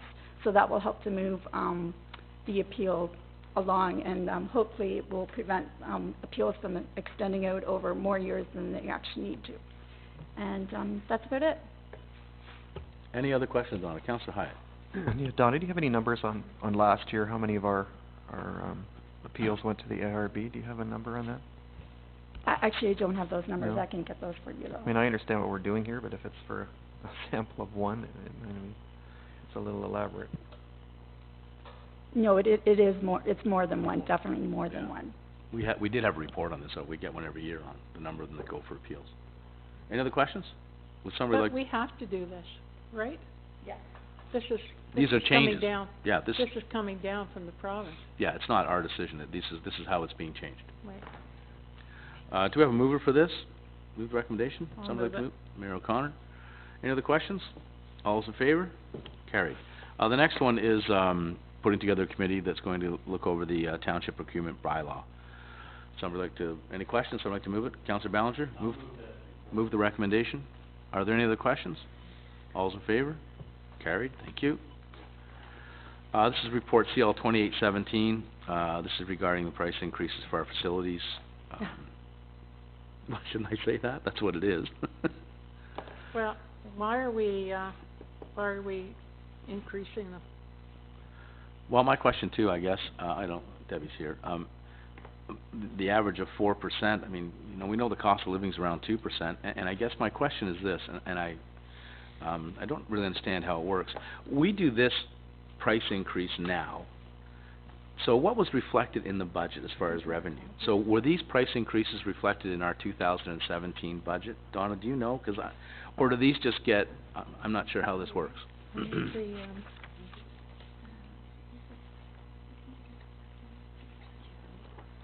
That's what I mean. Yeah, they kick in September, and I think most of that had to do with hockey. Years ago, we made that deal. But so when we do our budget in 17, do we project an increase to these rates for September? I don't know, I just don't recall doing it that way. Well, it's up to each department to budget for that. So most likely they would have increased it by a certain amount, but they may not have increased it exactly by this amount. But I believe that these rates only take effect, I think they take effect in September. Yeah. So it's only a portion of the year. 1 quarter. Councillor Ballinger. Well, again, just a comment. When you look at when you look at our last year's budget and you look what it cost for electricity, and I'm just going to say electricity, the cost of electricity in all these buildings is unbelievable. And so I know people say 4%. Well, hydro went up a lot more than that. Mayor O'Connor. Well, you know what? That was part of my fight for the seniors. And you chose not to put the seniors up to a price that equates to the others. So I'm just going to use the first one that's on the example. Zephyr Hall is going up $2 an hour. This is where I'm really struggling. Where is the consistency? If you're going to do it for one hall, you better be prepared to do it for all halls. So somebody better help me through this one, because I don't understand how you can give one hall preferential treatment over, and every community hall supplies the dishes, they supply the pots and pans, they do everything. So please, I'm interested in hearing how you're going to justify this one. Well, personally, first of all, I think 4%'s way too high. I don't know where we're getting the number 4%, or the 3%. And I think there has to be, when a report like this comes through, there has to be somewhere in the paperwork some justification for the increase. Now, Well, I I know we think- can say hydro, we can say that, but we've also already in our budget, that's part of where I was going with this, is in our budget in 2017, we accounted for hydro increases already. And we already looked at that as part of it, and that's why I'm saying, now we're almost double dipping. We do an increase in the 2017 budget, then we come back now and we hit it again. So where is that reflected in the amount of money? Well, maybe you better bring somebody forward. Well, this is Debbie's report. I don't know who to bring forward. I mean, most departments are in. Amanda's in it. Everybody's sort of in it. But there needs to be some sort of justification for the number. But That's my there point. has to be justification from us as well. How Yes. you can do it to one hall and not do it to every hall. I agree, and I think the way the senior center came through, I mean, whether we agree or not with it, is at least we looked at the numbers and we're in a position to make a decision. But on this particular report, we don't have any, there's no paperwork with it to make a decision. You know, next Except the year number. you're going to have another issue, and I see where council was taken to task in the newspaper, not by the newspaper people, but by a letter to the editor about us crying about minimum wage. Yeah. And everybody deserves an increase in minimum wage. I don't disagree with that. However, they've got to understand that minimum wage is coming from the same pot as taxpayers are paying into. Mm-hmm. Okay, so we're going to end up paying minimum wage, which is going to affect us in our 2018 budget, okay? I guess what I'd like to know from you, Donna, what was the % of increase of hydro last year overall? Off the top of my head, I don't have the percentage, but I know it was double digits. I think it was... Okay, so it's double digits for hydro. And we know, well, let's keep the employment side of it out.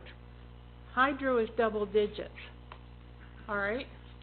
So we all know that that wasn't included. The double-digit number wasn't included in the halls for hydro, I don't believe. I think that when we put a number in there as a hydro line for our buildings, meaning this building, maybe it was, but I don't I have think to we look. looked. I don't recall. I'll have to look.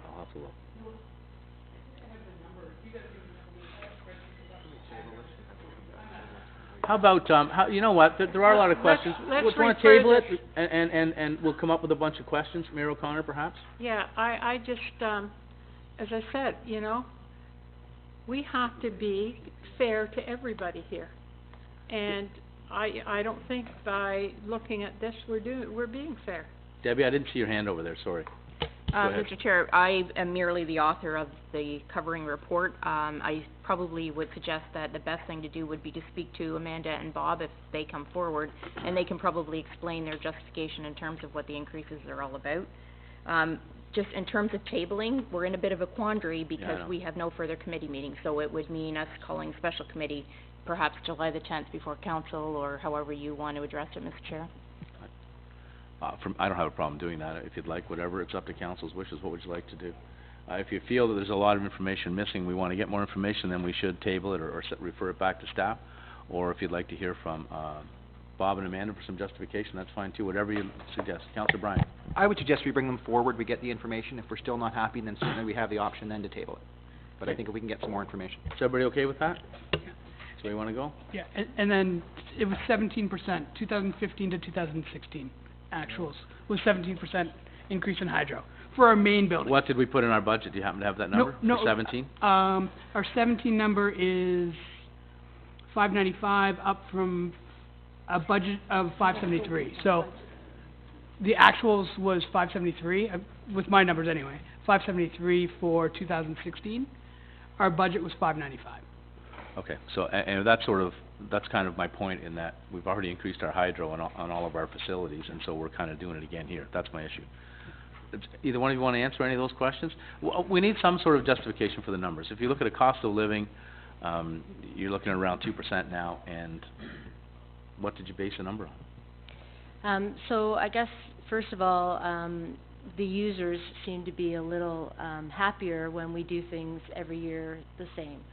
So they've been accepting of the 3% increase, and that 3% increase does really well for year after year, and then we don't have to jump up to 6 or 10% in another year because we only did 1 or 2 the previous year. So that's one of the things, is just trying to be consistent with our users.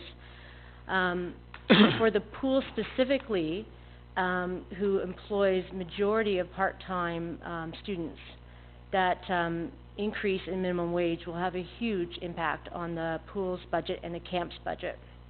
So minimum wage is going up 22%, and so that's going to be a big hit for the staffing of those students.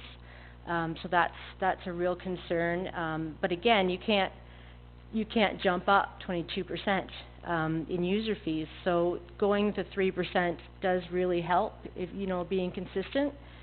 And then the last point is we're switching over to ActiveNet, which will have an extra 1% impact on our budget. So that's why we chose to go 4% for September of this year, and then 3% for the following year. Was that we were trying to not have a user fee for the ActiveNet program. We were trying to have it incorporated in our fees. I think we had this conversation, and I think what's interesting is back many years ago we had a conversation about establishing a rate of increase every year for hockey at the arena. And the reason for that was because we generally did the registration the 1st of June, and we needed to know what the amount was going to be, as opposed to finding out in September, October, when we've already done the registration and it's finished. And we had agreed at that time at 3%. But the reality is then we came back 2 years ago and we had to cut it back because we went up too high. That's why I'm saying we need some sort of you need some numbers someplace. And like I say, I think we've already covered, for example, at the arena and at the pool, we've covered the utilities there in our budget for 2017. So what are we charging extra for is my question. That's what it comes down to. Well, speaking for the arena, you say that we've covered it in our budget by increasing the hydro. At the end of the day, we're also asked as staff to bring back a cost recovery. And the 3% increase is relative to that increase that we had to put into the hydro costs at the arena. It's a major consumption for the building. So we try to keep keep baseball, soccer, public programs, everything at the same rate. That's why we chose the 3%. And as Amanda mentioned before, the groups like seeing the consistency with the smaller increases rather than get hit with the big dollar. Well, they wanted to know what the increase was going to be was the issue, as opposed to the amount, right? They wanted to know how much are we going to have to charge extra next year. That's what they needed to know. Yes, but they also wanted to know, they were happy to see something consistent rather than, even if we told them, you know what, it's going to be 0% for the next 2 years, and then you're going to get hit with something, and then, because we do it on a 2-year rate span, if we said it's 0%, and then we find at the end of the day we have to jump them up to a 6 to 8%, they don't want to see that. They want to see, as organizations, something consistent coming through at the smaller rate increase. And at the end of the day, everything is going up. But when did we have a policy of cost recovery? It's not a policy. It's just, as staff, we're asked to try and get the number as close as possible. Well, we do that in the budget, though, is what I'm saying. That's what I don't understand. I mean, in the budget, we've already included these numbers. We've already included the cost to run these programs. Yep. It's the same resident. We already hit them on the tax base. Now we're going to hit them in the registration fees or whatever else. That's what I'm trying to get at. Any other questions? Councillor Barton? Now, how do we compare to other municipalities? How are we doing for kind of the market price of these things?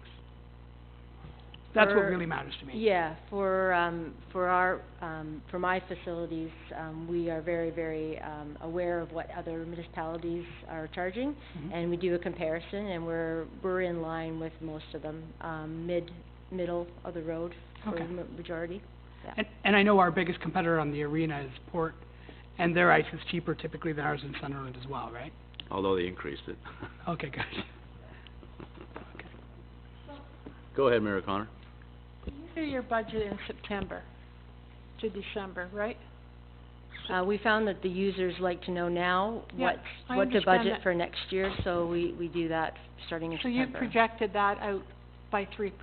yes.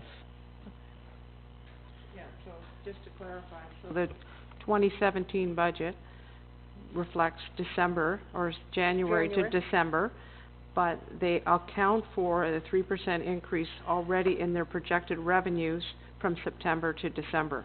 They've been going with 3% every year, so their revenue targets that they've established are already counting on that 3%.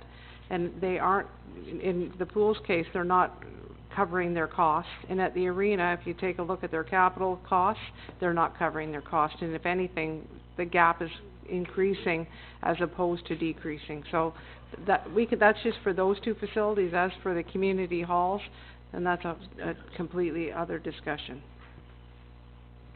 Yeah, it doesn't really cut, I mean, the halls and those, they're small dollars, really. The big ones are the pool and the arena, right? Ice Time's a big one, right? That's, do you know what, by chance, what Scugog may have increased the rates to for next year? Bob? I don't know the exact numbers. I know, speaking with the arena manager over there, they were trying to get it comparable with ours over the next 2 years. They didn't want to hit them with the great big increase, but I don't know what the percentage was. Councillor Beach? I just have a question. In one of the things, one of the items, the train station proposed fee. Now, if we reach an agreement with YDHR that they're leasing that, then can the township also rent that out on top of? Just as a question, because the $1,810 per day for the train station, but if they're already paying, how does that work? The last time we did a lease agreement with the train station, we took those rates out. So when we negotiate for the lease agreement with YDHR, we'll have to decide whether or not those opportunities exist or not, and relook at that for sure. Okay, thank you. Haven't we resolved that already? We had a we- motion in council last week, right? Yeah, we just have to do the lease agreement now. Yeah. With those rates, yeah. Well, that's a good question. That's for exclusive use, I thought. I think that's exactly what we had discussed, yeah. Okay. Are there any other questions? All right, what would you like to do with this report? It's moved by Councillor Ballinger. Any other questions? All's in favor? Carried.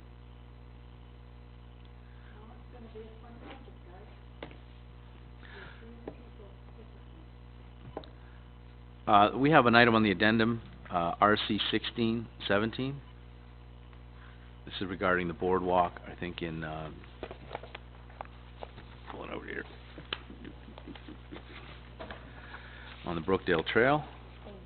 It's an addendum, your addendum 2. Oh, was that it? Do I have that? Sorry, let me just check.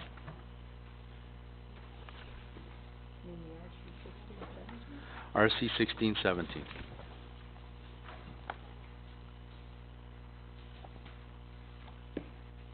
Councillor Hyatt? Yeah, through you to Amanda, a few years ago, when I sat on the Trails Committee, there was some talk about one of the banks ponying up some money for some of this project. Is that still on the works, do you know?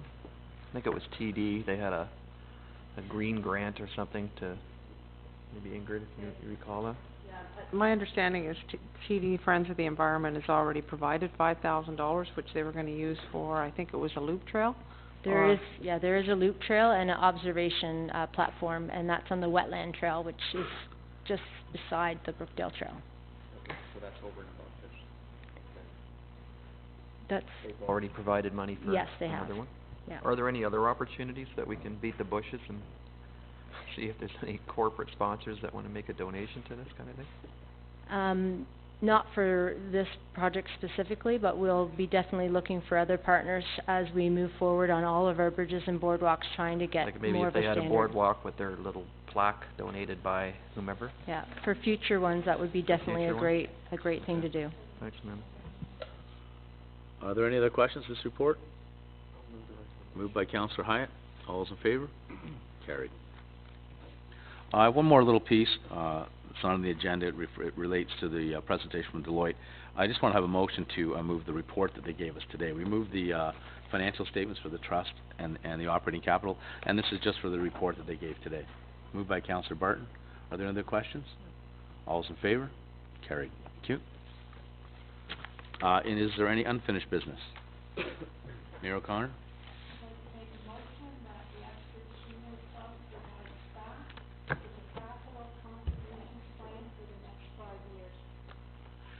Great. Any questions of that motion? The motion is for them to provide us with a capital plan for what they're contributing back to the center for the next 5 years. Councillor Bryan? Question. Is this something they've done in the past? They come with a capital plan? Okay, 'cause that's not something we discussed at all in this, so it won't be news to them, but obviously news to me. Your microphone.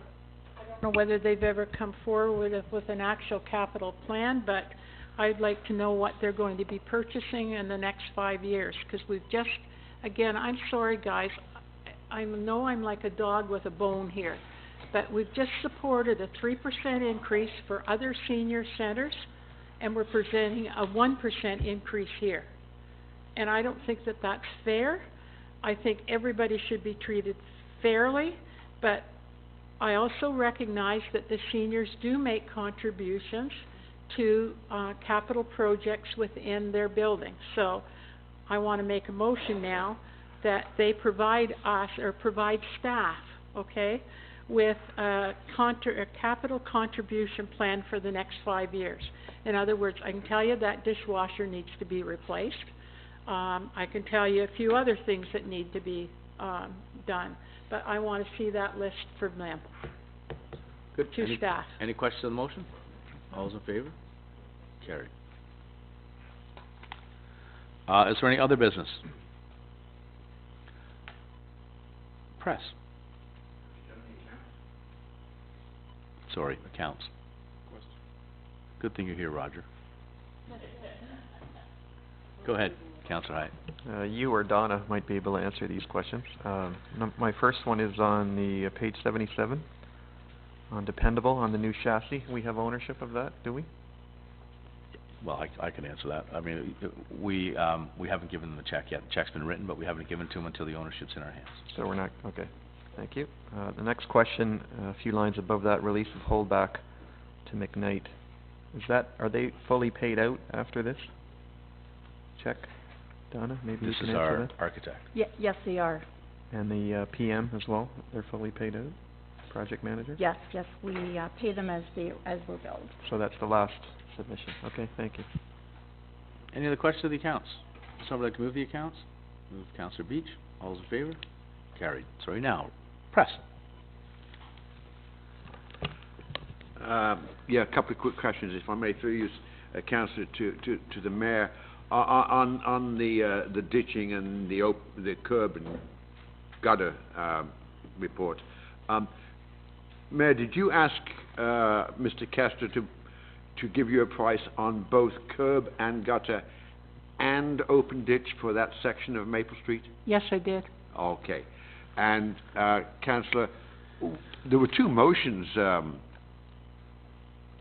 passed on that report. What were the motions? I never kind of quite get the motions. For what? Which report, sorry, which report? Are you On the referring curb and gutter thing. Ben's report on curb and gutter. There were two motions Catalina, I passed. think, The second motion. oh, the second one was that Councillor Hyatt made the second one. What was that Yeah. one? I could ask Catalina to read it, or Debbie can read it for us if you like. The second motion was moved by Councillor Hyatt, that staff bring forward a report on how we urbanize with curb and gutter overall and the implications of same. Okay. Not just that street, or... That's the urbanization of the ones that were on Ben's report. Plus the others, I think you said, throughout the town, didn't you? My next question, Councillor, is kind of a general thing. Listening to this discussion about the increase in user fees and one thing or another, and the cost of hydro going up and this, that, and the other. When the township offers services and programs like the summer camps for kids and the programs at the Usk Pool and the arena, is it the intent of such programs to make a profit? Or is it the intent of such programs to try and break even? I think no matter how you look at it, It's all the same taxpayer, and so whether Yeah. if you're running a program, it's offsetting the cost to operate those facilities. I understood, but is the end, and when it comes to renting halls and things, is the end result looked for a profit or just to clear expenses, and break even? I think, kind of going back to what Mayor O'Connor started with, some of them are a little bit different, but I don't think we're trying to get full cost recovery, but I think we're trying to offset whatever the operating costs are as best we can. I mean, the arena, even though we do charge whatever it is per hour now, $210 an hour, it's competitive, it certainly offsets the operating of the building, but it doesn't cover all of it. I'm not sure how to answer your question, because I don't think any facility we have in this township is completely paid for by the users. Yeah, so the aim is not to make a profit? It's to offer services? Yeah, I think it's to offset the cost of the service, as best we can. Okay, thank you. Sorry if that's not very specific, but I can't, there's It's a whole pile of issues. It was a political answer. But there's so many issues, there's so many, Yeah. And if I may... You could look at our roads, Yeah. It doesn't have to be a facility that somebody actually goes to. There's all kinds of things that sort of go into a melting pot, and we absorb some of the costs. But we do try to offset them. And if I may close with an observation, on the Durham Bike Association and the Brookdale Trail, Mr. Snodden said that the DMBA, and you can check this quote on the tape, will continue to welcome other users. I have to tell you, that little comment causes me concern. He probably could have used a better choice of words than that, I think. But I'd just like to say that our trails are open to everybody, okay?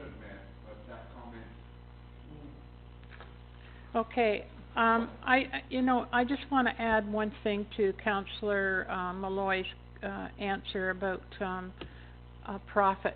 There's only 2 departments in the township, and that's Parks and Rec, that can generate or have the ability to generate any profit. And we don't go in there to generate profit. We're always happy at the end of the day if there is a profit, but everything else in the municipality is not profit driven and can't be profit driven. Yeah, okay, sorry, I didn't know whether you... I was just clarifying, Roger, that's all.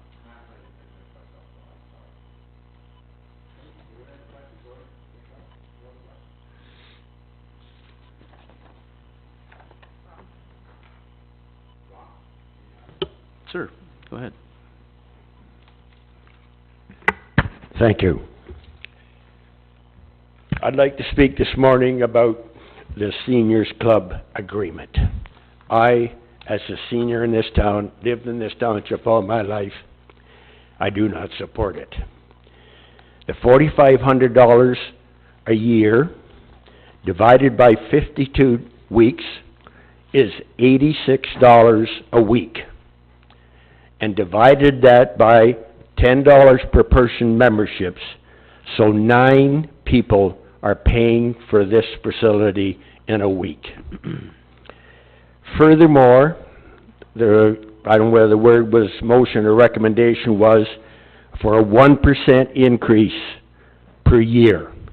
1% on $4,500 is $45, and that is wrong, very wrong. Because you just take a look at the hydro costs and the ground costs, your $45 isn't going to touch any of that. So I totally disagree with it, and I don't know how to do this, but I think the whole recommendation should come back to council to be thought about, because I don't think it's fair.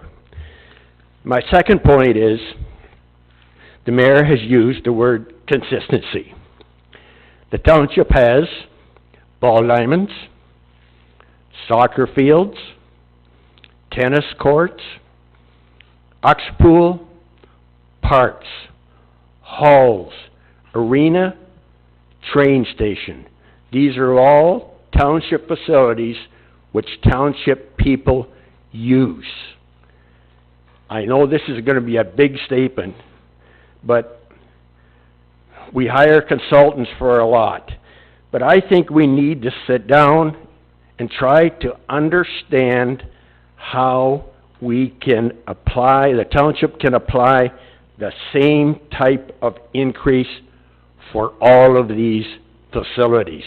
I've heard 3 to 4% this morning for Arena, 1% for the senior center. I don't think you can, like the mayor said, I don't think you can proceed with that inconsistency. And I'm now willing to listen to anybody's comments. Thank you. Thank you. Does anybody have any questions in my comments? Nope, thank you, Brock. I don't know what you're expecting. I mean, it's for you to ask questions of council. Yes. So if you'd like to ask, if you have a question, ask a question. Okay. Mr. Chairman, is there a procedure that I could follow up on how to go back and revisit this senior citizens agreement? Do I have a right? Yes, council does have an opportunity to reconsider a motion.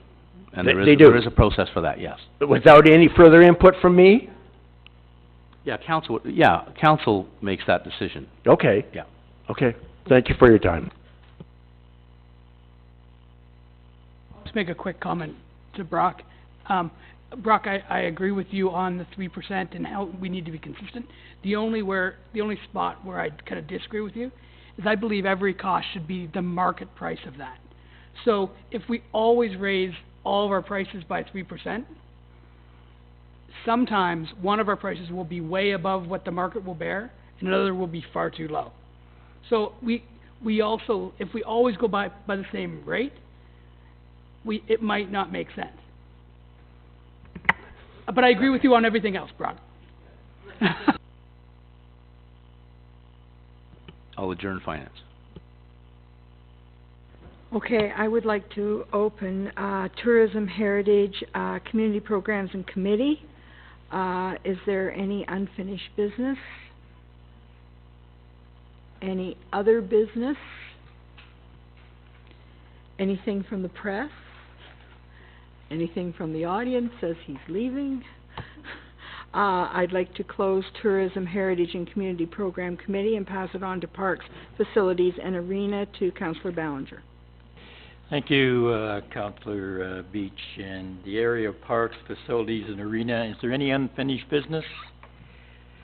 Two things I'd like to bring, go ahead, Your Worship. Okay, two things I'd like to bring forward. The first one is on getting the 11 trees.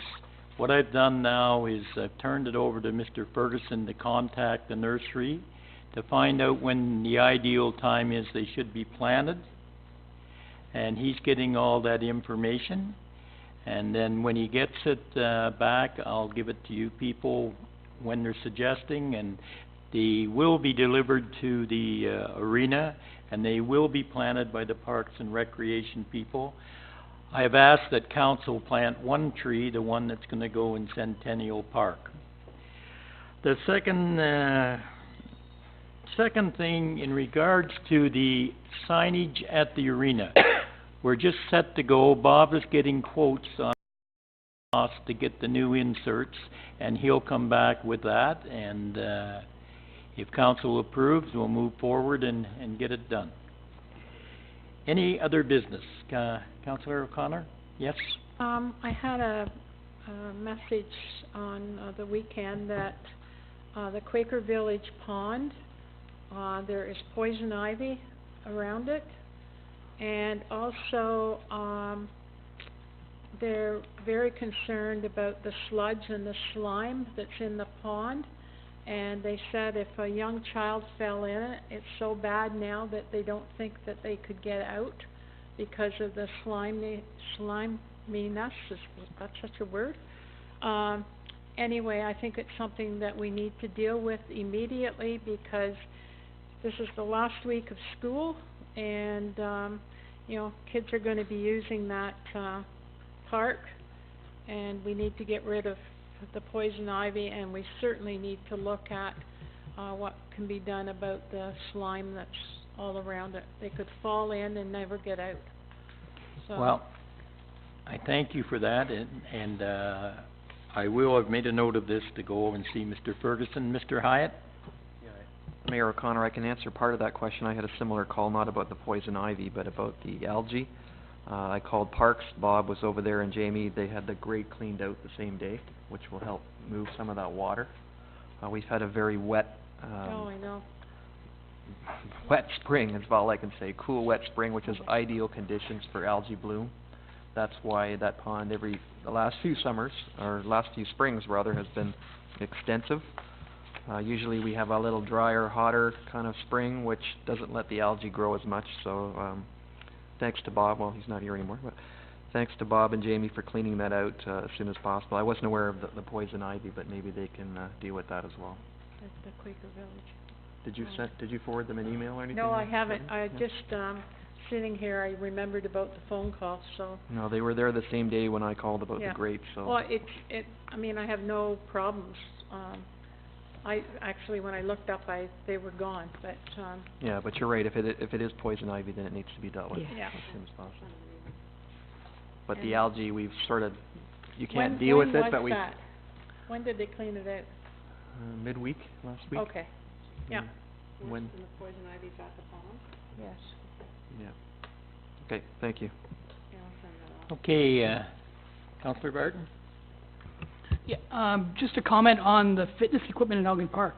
I've heard great things. I was behind the contractor who was doing some work on it, and he said while they were installing it, there were still people using it. Like, everyone's really into it. I've ridden my bike through there a few times in the last week, and it looks great, so another positive thing going on. Thank you for your comments. Mayor O'Connor, I will see Mr. Ferguson right after this meeting about the Thank you. poison ivy. Okay, is there anything from the press? You already know. Pardon me? I already emailed it. Okay, thanks, Ingrid.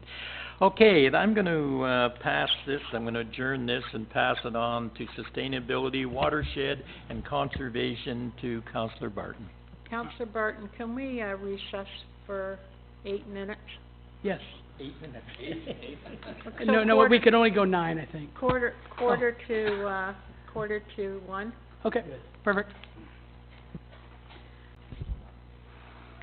Okay, I will open this meeting of Sustainability, Watershed and Conservation. I'm going to start with correspondence item 120.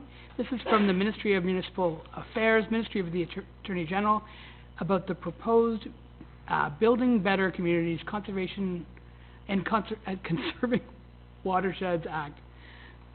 What would you like to do this if I can say it? What would you like to do with it? Just make a motion to receive it. Okay. So all those in favor of receiving it? Okay, that's carried. All right, is there any other business?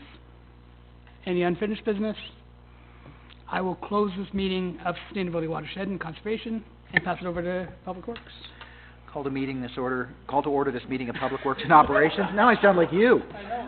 First piece of correspondence is item 121, the Region of Durham Uxbridge BIA curbside waste bylaw enforcement. Questions, concerns, comments? Councillor Malloy? It's kinda strange, isn't it? So either they come in early in the morning or they come late at night, right? They can't put garbage out at 7, a lot of them aren't open at 7, so it'll be interesting to see what happens. Absolutely. Councillor Ballinger? Well, I've already had calls on this, and I've been very, straight. You know what?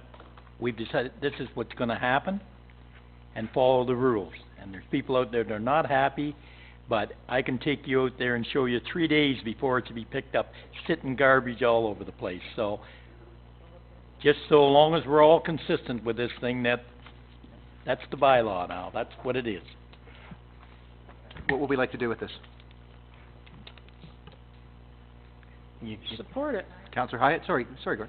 Well, I think we receive it, BIA is already aware of it, so. Yes. This is just an image of what they're already sending out, they're already doing it, So you're making a motion to receive?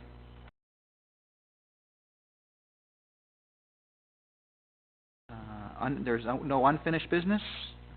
Other business? Ministry of Transportation, Ontario, making it safe and easier to commute by bike. Without even looking. I knew you were- So, we have the cycling club, the Uxbridge week they're gonna speak to this.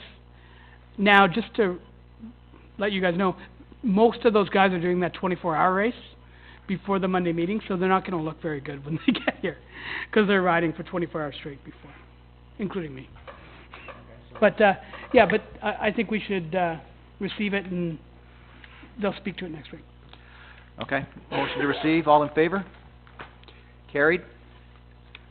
I will close this meeting of Public Works and Operations and pass it over to Councillor Hyatt for Planning and Economic Development. Thank you. And I'll open Planning and Economic Development Committee, correspondence 122 from the region. This is the growth trend report. Councillor Ballinger. Well, just a comment. In 5 years, Uxbridge's township has taken in a total of 495 people, less than 100 a year. And if you look at Skugog, in 5 years, they've lost 85 people. And if you look at Brock Township, in 5 years, they've gained 195 people. I mean, it's not a lot of people, coming into Uxbridge. There's changing houses and selling houses, but it's less than 100 people a year. I just noted that. I think that's just reflective of the legislation that we have to deal with up here versus the south. I mean, with the Greenbelt and the Moraine, and the list gets longer and longer and longer, so the opportunity for us to even find a place for these folks to live is very limited, so. Can I get a motion? Anybody else got a question? Pam? I'll Motion to receive? Yes. Okay, any other questions? All in favor? Carried. Okay, 123, Region of Durham nominations for a municipal member on the GTAA. Who wants to put their hand up for that one? Motion to receive. Any question? All in favor? Carried. Can I just ask, Jack, does the region have anybody in mind for this? No, we'll be asked the same Yeah. question if down there, if there's someone, yeah. Because with the Pickering Airport, they might Yep. be. Makes sense if it was somebody from Pickering, but anyway. Okay, we'll move on. Receive that one. CAO report around the downtown CIP funding. Just so council is aware, I'm sure you all know that we have 2 CIPs. This one, I guess Ingrid speaks specifically to the downtown, but my only question is, your comment in here was that we are going to specifically allocate it to that one block. Is that the intent, or is that just the procedure, or is that a Well, wish? My thought is that Lower Brock Street is a section of Brock Street that probably is in need of more sprucing up than anywhere else on Brock Street or Toronto Street. And given the fact that that section's going to be under construction, it might be nice if the township made some funds available to allow some of those businesses to maybe fix up their facades during that time. The other thing that's different is the CIP speaks more to a loan program, and I can say that I have spoken to a number of people over the years and offered that, you know, we would be prepared to go to council and ask if they would consider loaning you money as part of the CIP, and people have not been interested in a loan. They're saying, you know, I can get the funds myself. However, it would be nice if there was a donation or a grant available that I didn't have to pay back. And so I'm recommending that if you're going to consider moving forward with this, that you switch it over to a grant rather than a loan, and that might entice more people to actually take advantage of it. But the intent is for that block, but if we get other applications, they're not excluded from the mix. I'm recommending that for 2018, that you would just look at that look at block. those. That's my recommendation, but you can certainly open it up to more. I'm just thinking if you end up with more, it may end up $30,000, or if you end up dropping it to 20, whatever you decide to do. It just means that there'll be other businesses potentially taking advantage of it, and you may not see the results you want for Lower Brock Street. And I think if we're going to market this, we have to make it clear that this money, or this application needs to be in prior to any monies being approved, rather than halfway down. No, I've got the conditions listed there. Okay. Mayor O'Connor? I'll move the recommendation, but I would also like to add that there should be a member or members, I'm fine with one, but from the heritage community. We can make that amendment. Anybody else got any questions? Councillor Malloy? I guess, Heritage committee, sorry, yeah. I'm just not so sure we should just do the Lower Brock. I think it should be available to all of them. I mean, this is it may go a lot faster, these being grants as opposed to loans, but I mean, we haven't spent any of this money in how many years? In 10 years? So I don't think I would just limit it to Lower Brock. I think it should be available to all of them personally, and let's see what happens. And if the $30,000 doesn't cover it, we'll come back and we'll add some more money to the pot. I mean, we've got 60,000 in there, 64,000 that we haven't touched it in years. So for me, I think we should leave it open and hope that they spend all of it. I mean, because we could use some sprucing up downtown. Well, we have used it. Ingrid, maybe you can speak to the last time. You have done, so if we open it up to all, that means the Toronto Street corridor. We have 2 CIPs. So Well, if, sorry, I mean, yeah, I won't but do if you the wanted to Toronto limit it just to the downtown Yeah, CIP, yeah, that's what I then like. that, I think, you know, that would be a bit better. Because I agree, like down on the south, They don't need it down. no, and the CIP area, it's fairly large in the downtown core, but then you just promote it as for all of downtown then. Yeah. We can do it either way. But I think the intent of this is to have a few. That's all that it will basically qualify. And then once the ball starts to roll, you'll see people get the message that, hey, look at that guy cleaned his storefront up, I'm gonna do the same thing. So that's the intent of this thing, yeah, Councillor Moore? I guess the other question was, didn't we do something with the Fort Victoria property with regards to the CIP? Is that part of the $60,000, or is that already accounted for? We're going to have to budget a bit more for that probably in time, but most of what we are doing with Fort Victoria is actually giving tax receipts. Right? Okay. Because we're giving tax receipts on the crash wall, we're giving tax receipts on work that's been done on the property, So we haven't committed any of the CIP funding towards it? we have a CIP agreement with them already for Fort Victoria. So that's what I'm saying, Yeah, does that yeah. take a chunk of the 64,000? It may, but that's why I'm just recommending at this point the 30. We're waiting to see where things go with Fort Victoria. Donna and I are aware that Fort Victoria is there, but it's just when do they get started, when do they actually need to access any funds, if any at all? Maybe Donna, you could pipe in as well. So what will happen too is, usually it takes MPAC a year to 2 to get the reassessment on the books. So what we would expect for at least year 1 and year 2 is that they would be supplementary tax revenues. Right, so we would be covered for at least the first 2 years when we first get the buildings, because we would have the extra revenue come in. And then for the years outside of that, we would have to budget for the tax reduction that we would be giving them. Yep, sorry. That answer? I won't, that's another whole can of worms, won't get into that. Okay. Anybody else got a question? Dave? Just on the Victoria Street property, do we have a date when we expect them to start construction? Could I answer that? Because they told us in a meeting we had not long ago that we could, within 6 weeks, which is about now, they would have a final construction schedule completed. So they must be very close to having the schedule completed. Well, a couple things have happened. So they're still working through a couple of pieces with the Conservation Authority. And then the second thing is that it took 2 months to get their traffic study back from the region. And so that kind of put them a little bit behind. I think their thought was that because, they're not hearing anything back from the region, that things must be pretty good. Then they got that sent to them, so. Isn't that all done already? Well, no, it's just that they're still trying to work through the final details. Sometimes there's a lot of going back and forth between some of the other agencies and the developer. Okay. Any other questions? Could I get a motion, please, to... Oh, my apologies. That was so long ago, I forgot what it was. I have a motion as amended. Any questions? All in favor? Carried. Amelia, you want to come on up?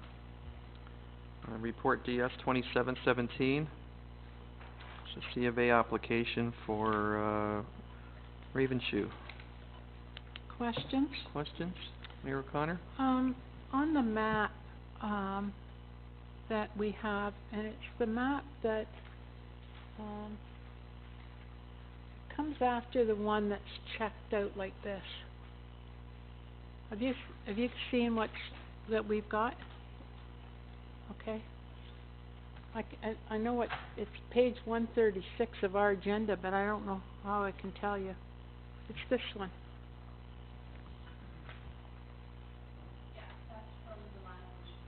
Okay. I don't understand why those A and B aren't squared. Like, why is A going into a sliver of B, and then as you look at the south boundary of B, why is it on a curve like that?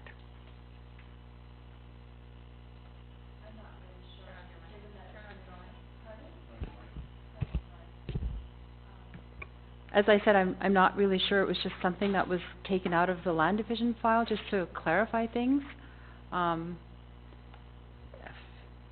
It just, to me, it doesn't make sense. It would be a lot easier to square it off, and I didn't know whether, when you look at, there's another one. Yeah. But it does, the one that came from land division certainly looks like it's, you know, there's a little sliver of A going into B, and then B is on a angle going from west to east.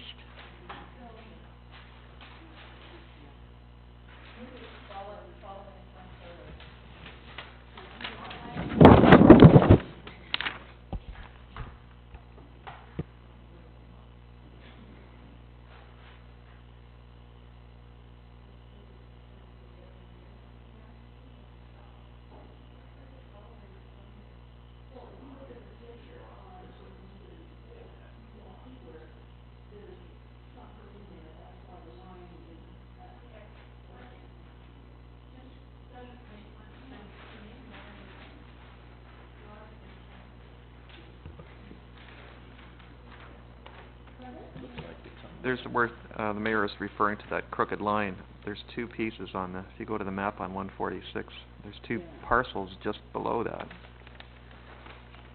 it's not wide enough to have a lot, and looks like an easement maybe? You know what I'm talking about? I'm sorry, was there a question, or I didn't hear? I'm just trying to figure out why the line would be bent. But in this one, Lot A, which is the top Right. facing Ravenshire Road, right? Yeah. It is even. It is even. But the one, it isn't. And this one is crooked as well, but maybe it's because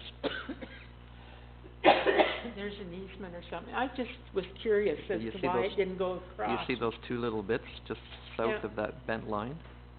I'm wondering what that is. Anyway. Just for the art plan, a little. Because it's not wide enough to support a lot.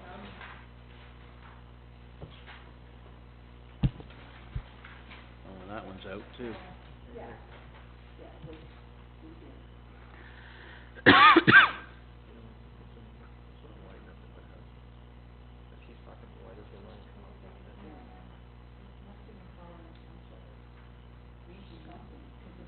Anyway, I'll move the recommendation.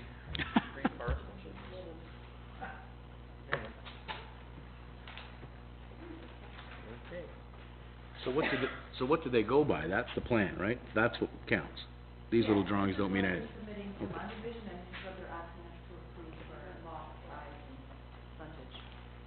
We have a motion from Mayor O'Connor to support the recommendation. Question? All in favor? Opposed? Carried. Okay, DS 2817. This is 47 Yonge Street. Councillor Ballinger. Yes, I'd just like to speak this for a minute, and I've already spoke with Councillor Hyatt, and I spoke with Amelia, and I spoke with Brian. 47 and 49 on Yonge Street, 47 sits here, 49 is a little bit lower, and the water runs off of this particular home that wants to put the addition onto 49, and the people living in 49 have asked them, you know, if there's any way you could channel the water to the front ditch or channel it to the back so it's not coming on our property and running in our basement. Well, that's kind of a neighborhood thing they have to sort out between themselves, but it gives me concerns when I see this now that they're putting an addition on. So I spoke this morning just to see if there's any way in this that they could do a grading plan or, some kind of a runoff plan or something to handle the water. I'm just afraid it might get worse. And a drainage or grading or something, or we leave it with the neighbors trying to sort out the problem. Ingrid, do you wanna? Yeah, I was gonna say, your best bet would be is to make that a condition. Put that in as a condition that council wants, that there be an approved grading plan to address water issues between the two properties that you're talking about. Be very specific, and then see if the Committee of Adjustment will actually entertain that, because that will be part of an agreement that they have to resolve it. No, that's a great suggestion, Ingrid, because I know there's problems there. What are the two properties, Jack? Do you have the numbers, or? Yeah, 47, is where it's higher, and 49 right now are the people that are further to the east that are getting the water on their property. So this file is for property 47? That's correct. The people being impacted are 49? Yeah. So that an approved grading plan needs to be submitted as part of, their agreement that addresses any drainage concerns between lot 47 and lot 49. That would really solve the problem. So do you wanna make that recommendation with the amendment? Yeah, I would make that recommendation. Councillor Malloy? I'm just a bit concerned. I think is it 1.5 meters, the, distance from the To lot the line? corner. Boy, it's awful close. You know, in these situations, I know they're gonna get comments hopefully at the Committee of Adjustment, but, geez, I wouldn't be a big fan of this if I was living right next door to them. Anyway, just my comment. Too close. Anybody else? Oh, sorry, can I just add, can you add to that approved grading plan, approved engineered grading plan? I don't want somebody to draw it just themselves. It should be engineered. Any other questions? Okay, Councillor, excuse me, Councillor Ballinger has, approved the recommendation with, addendum to it. Any questions? All in favor? Carried. Thanks, Jack. Report DS 2917, this is 41 Anderson. Councillor Beach. With that, I know they're making it just marginally smaller as far as the landscape area. I just wanna make sure that they do landscaping. Do. Need to do. Okay. Did you wanna make an addition to the, recommendation? Yes, just to make sure that landscaping is completed. All right. Any other questions? Deb? Mr. Chair, just for clarification to Councillor Beach, what is it you're asking, sorry, just for clarification? It's basically, from my understanding, from what Amelia had to say, that they didn't realize that they had to do landscaping.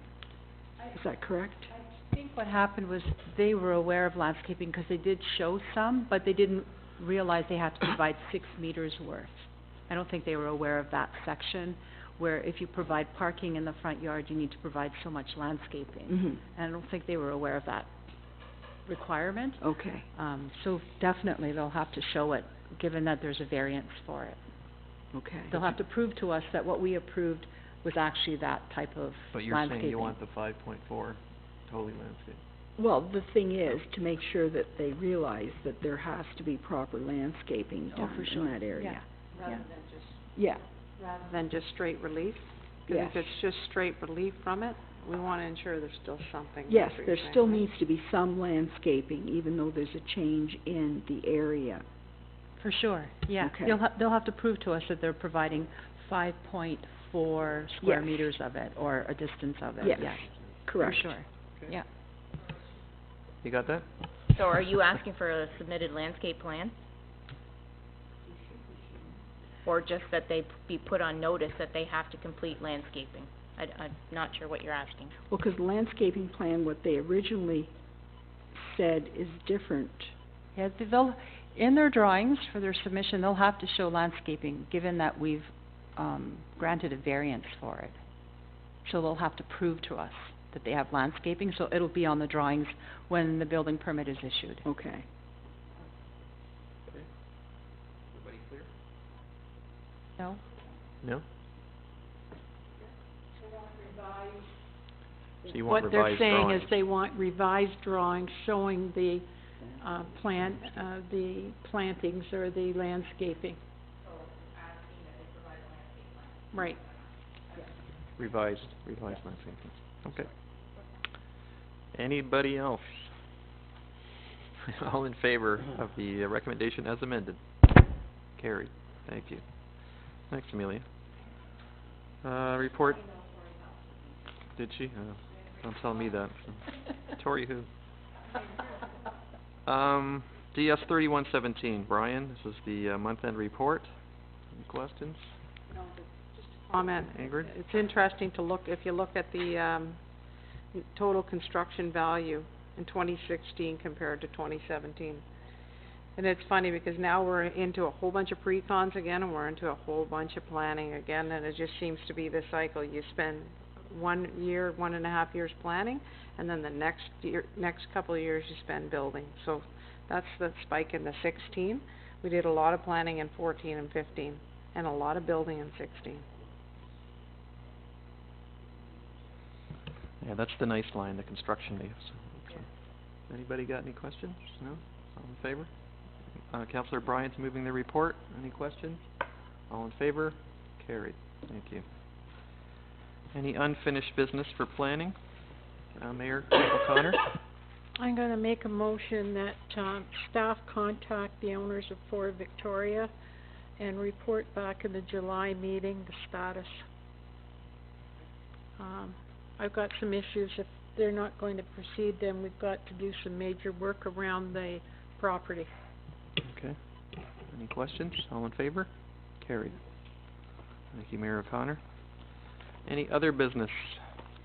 There being none, I will adjourn and pass it over to Mayor O'Connor for administration. Thank you. Call this Administration Committee meeting to order. Correspondence 124, Kate Rogers, reproposed Farmers Market in Goodwood. I think we should just receive it for information, as she'll probably be coming forward in the future. Okay, thank you. That's Councillor Hyatt. All those in favor? Carried.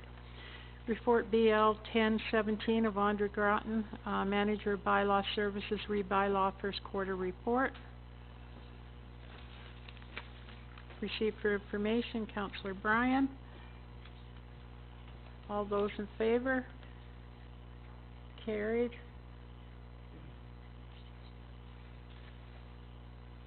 Oh, sorry. I didn't do the addendum. So we'll go back to the addendum 125, Tamara Williamson, reproposed demolition of 12 Spruce Street.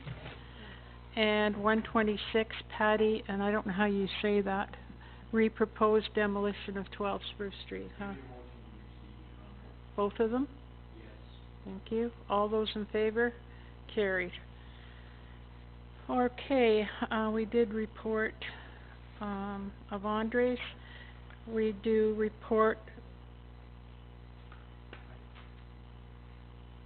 CL 2617 of Debbie LaRue, Director of Legislative Services, read terms of reference municipal ombudsman.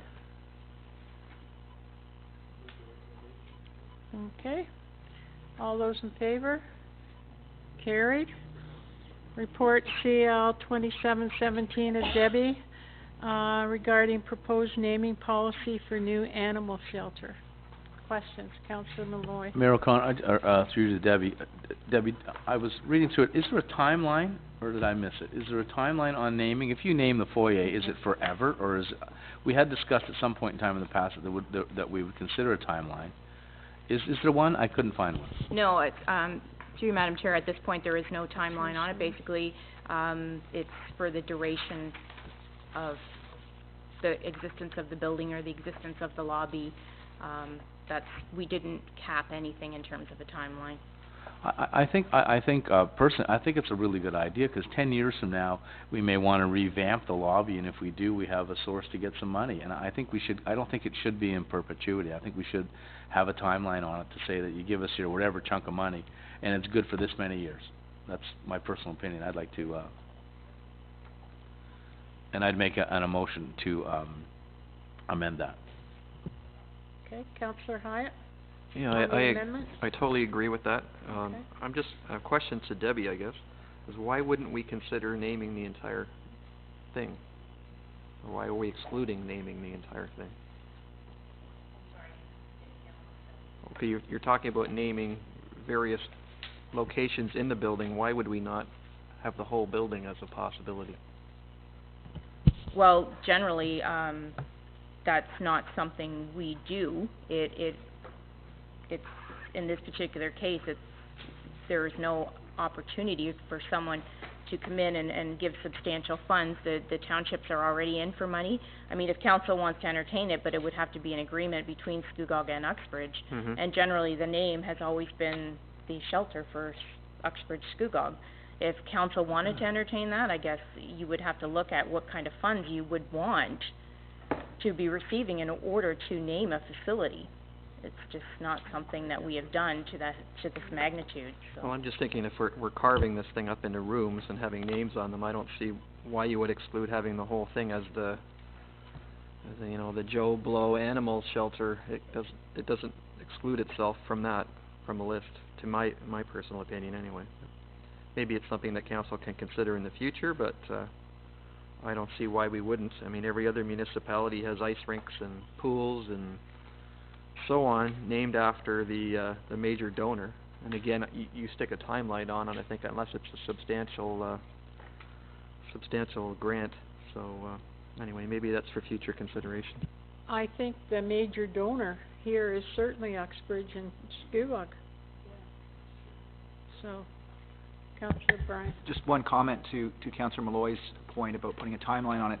The bottom fine print on that says that people can have up to 5 years to pay it off. So you don't want to make it a 10-year plan. If somebody's going to pay for it, it takes them 5 years, then they'll get another 5 on top of it, and then they're out. So we may want to rethink the actual timeline on it. Like if I put in $100,000 to name the foyer, and 10 years down the road somebody else can do it, I don't know if I'm going to be as inclined to do it. I get your point, but I'm thinking if, it's something we just need to be cognizant of. I think to put it in the policy that it's 10 years, I think that's good. And if you do have someone who's going to come along with $100,000 to pay for the lobby, I think that's something we could consider. But I think for most of these rooms and that sort of thing, and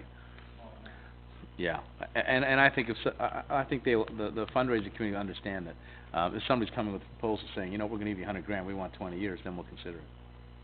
But most of them are smaller amounts, and I just don't want to be hooked into it for life. That's all. Okay, so what you're doing is supporting the report with the amendment of for 10 year, for a term That's what of 10 I'm proposing. year, for a period of 10 years. Debbie? Through you, Madam Chair, just for clarification to Councillor Malloy, I wonder if we could maybe look at the smaller amounts, if you would be open to considering that we put a timeline on the smaller amounts, i.e. anything under 20, timeline it, and perhaps the bigger ones that we leave? Sort of what I suggested, that if any of the bigger ones, if people are interested in putting a larger amount in, I don't care which amount. If someone comes along and says, I want to pay $25,000 for this room, but I want it 15 years, I think we can consider it then. So if we say, I wouldn't put a limitation on them. I think the policy is 10 years unless there's some extraordinary circumstances.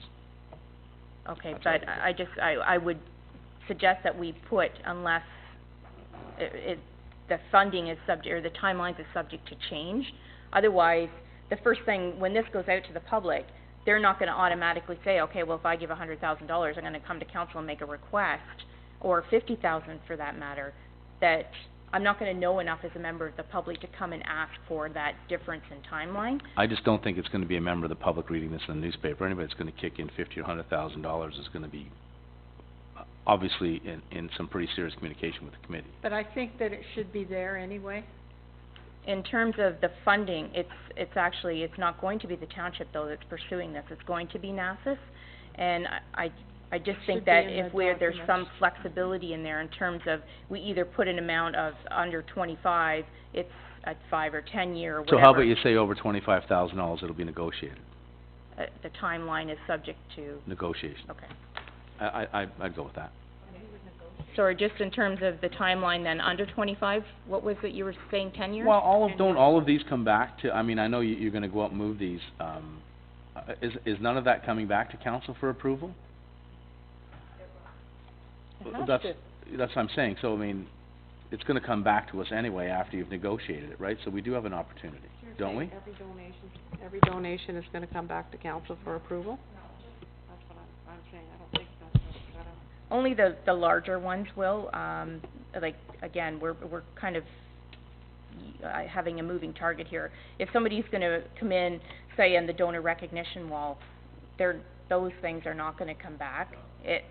So I guess in terms of where you want to establish that approval has to happen, I mean, even probably the kennels, I mean, we're probably not gonna bring them. We will have an established list that will be maintained in terms of the naming rights, but as far as just small donations or donor wall things, that's not gonna be coming back. So let's assume it's a $25,000 and over, it needs to come back to council.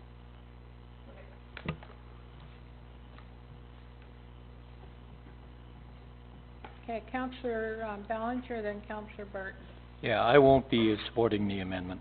I'll tell you, I really feel it's been a long road to go. They have a major donors thing now, and people that are gonna put money in there now, it'd be like, I guess it'd be like if money was left, Alec Williamson put in something and there was a room after him, that's, to me, that's till the end of the facility. I can't support a major donor's wall or foyer or something where people are putting in money, and then after 10 years they're told if they want to retain that, they have to pay again. I just couldn't do that. Councillor Barton? Yeah, and I'm with Jack as well. I think certainly forever might be too long. 10 years I think is too short. So, you know, if we could come up with 25 years or something like that, until the building needs to be respun, and they need significant funding again, maybe. But I think 10 years goes by very, very quickly. Sorry, one point of clarification in terms of putting a timeline. I guess the other thing that we take into consideration is the donor recognition wall. However they decide they're going to do that recognition wall, I don't know that it's probably in the best interest to put a timeline on that versus perhaps the rooms or the kennels, where it's interchangeable with a sign. The donor recognition wall is gonna tend to be a more permanent. I'm speaking to the rooms in the building, yeah. I'm not, whether you got a hockey puck on the wall or not, like we have at the arena, obviously you're not gonna change those.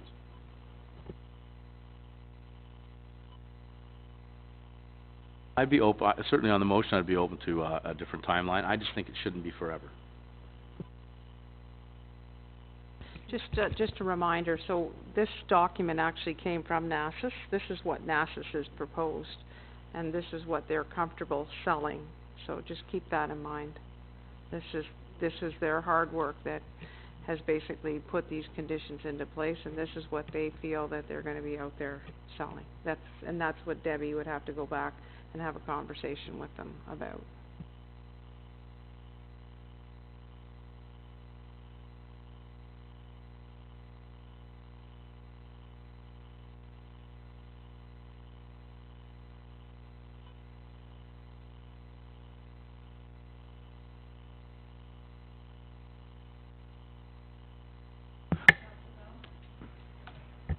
I would move what they have here, that they've sent through to us.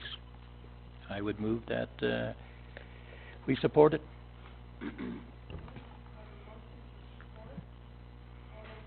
Oh, just a second. Can I throw in a friendly amendment? What if we went halfway, like 30 years or something, Jack? Would you support that? No? Yeah. No, a discussion would be good. Do you want to turn on your mic, though, Gary Lynn?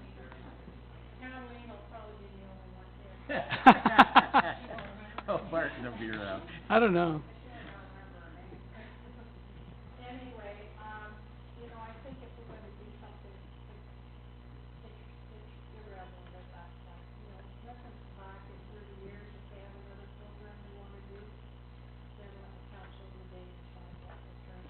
I support that, okay. The point is, Mayor O'Connor, if you want me jumping in, I mean, look at the arena sign. We have a sign up there right now. We gotta replace it. We're going out right now to people, those same people that paid to put their name on it, to get more money for it. I mean, it's gonna happen. At some point in time, you're gonna change the lobby, change the room, change something in that building, and we'll be going back to the same people. Well, right now, you're saying their name's on it forever. It's on it. So you don't have that option. Well, I understand.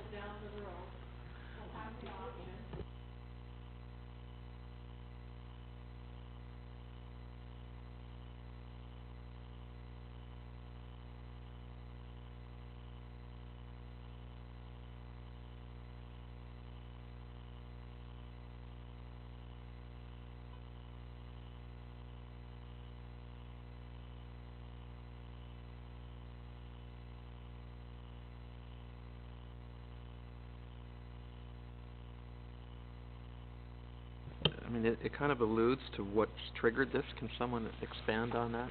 Why are we considering doing this? Anybody got any info? To you, Madam Chair, to Councillor Hyatt. So, just as an example of a couple of situations, we've had people that have decided to set up camp in the preserve. We've had them in the back parking lot here, living. We've had a situation at the library where they were coming in and, how do I put this, using coffee frequently, but not being a regular user of the library. They were just coming in to get refreshments. So those are just a couple of examples of some of the situations we've had to deal with.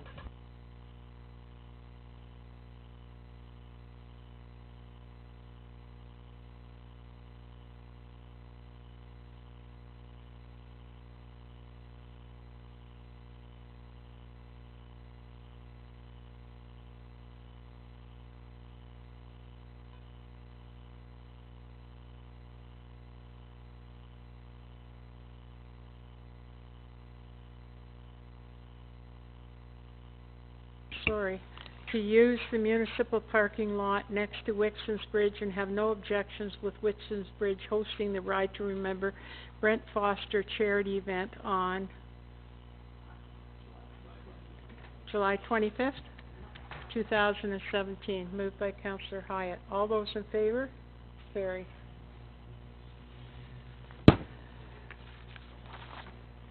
Okay. Yes? There's another one with respect to Dan Mulholland. He's using the music hall on the 22nd of July, and unfortunately at the time we didn't realize that we need to do, approve that it's going to be an alcohol event, and therefore he needs approval for a special occasion permit for that in order to obtain his liquor license. Yeah. Okay. Yes. We had this question with Ted Wiles. He comes in all the time because he has to come in for a special occasion permit. So do you have to be here to ask for a special occasion permit? Because we don't have to be? Because he's a guy who should just send a letter, not take a day off work. But I mean, I thought they had to be here. Okay, so in terms of this, that goes through you, Madam Chair.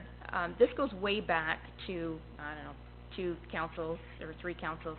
So what we were getting was situations where somebody was sending in a letter asking for approval and they wanted to have our liquor license. So council passed a motion way back when that if we were doing events, i.e. baseball tournaments or outside functions and that kind of thing, that they wanted the people to come in, because there was a number of times we had to table it because the people weren't here, council had questions, and unfortunately staff were not in the know.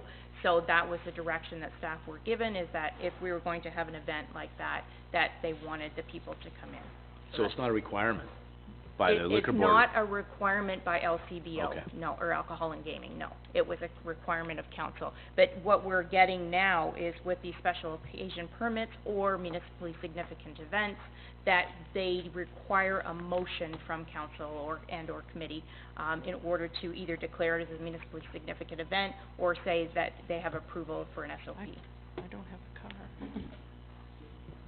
Okay, so we're fine with that? Councillor Hyatt? Just a question on that, Deb. I think that was just for new applicants, wasn't it? Or maybe I stand corrected, but like if you were starting an event, we wanted you to come in and sort of explain what you were doing and that kind of thing. If it was for repeats, I don't believe they had to come in, but maybe I'm wrong. No, it was basically any event. Any event? Yeah. Okay. And what was I mean, otherwise council wouldn't necessarily know if there was subject to change from one year to the next on any particular okay. event, so So that was the they do- direction we were given.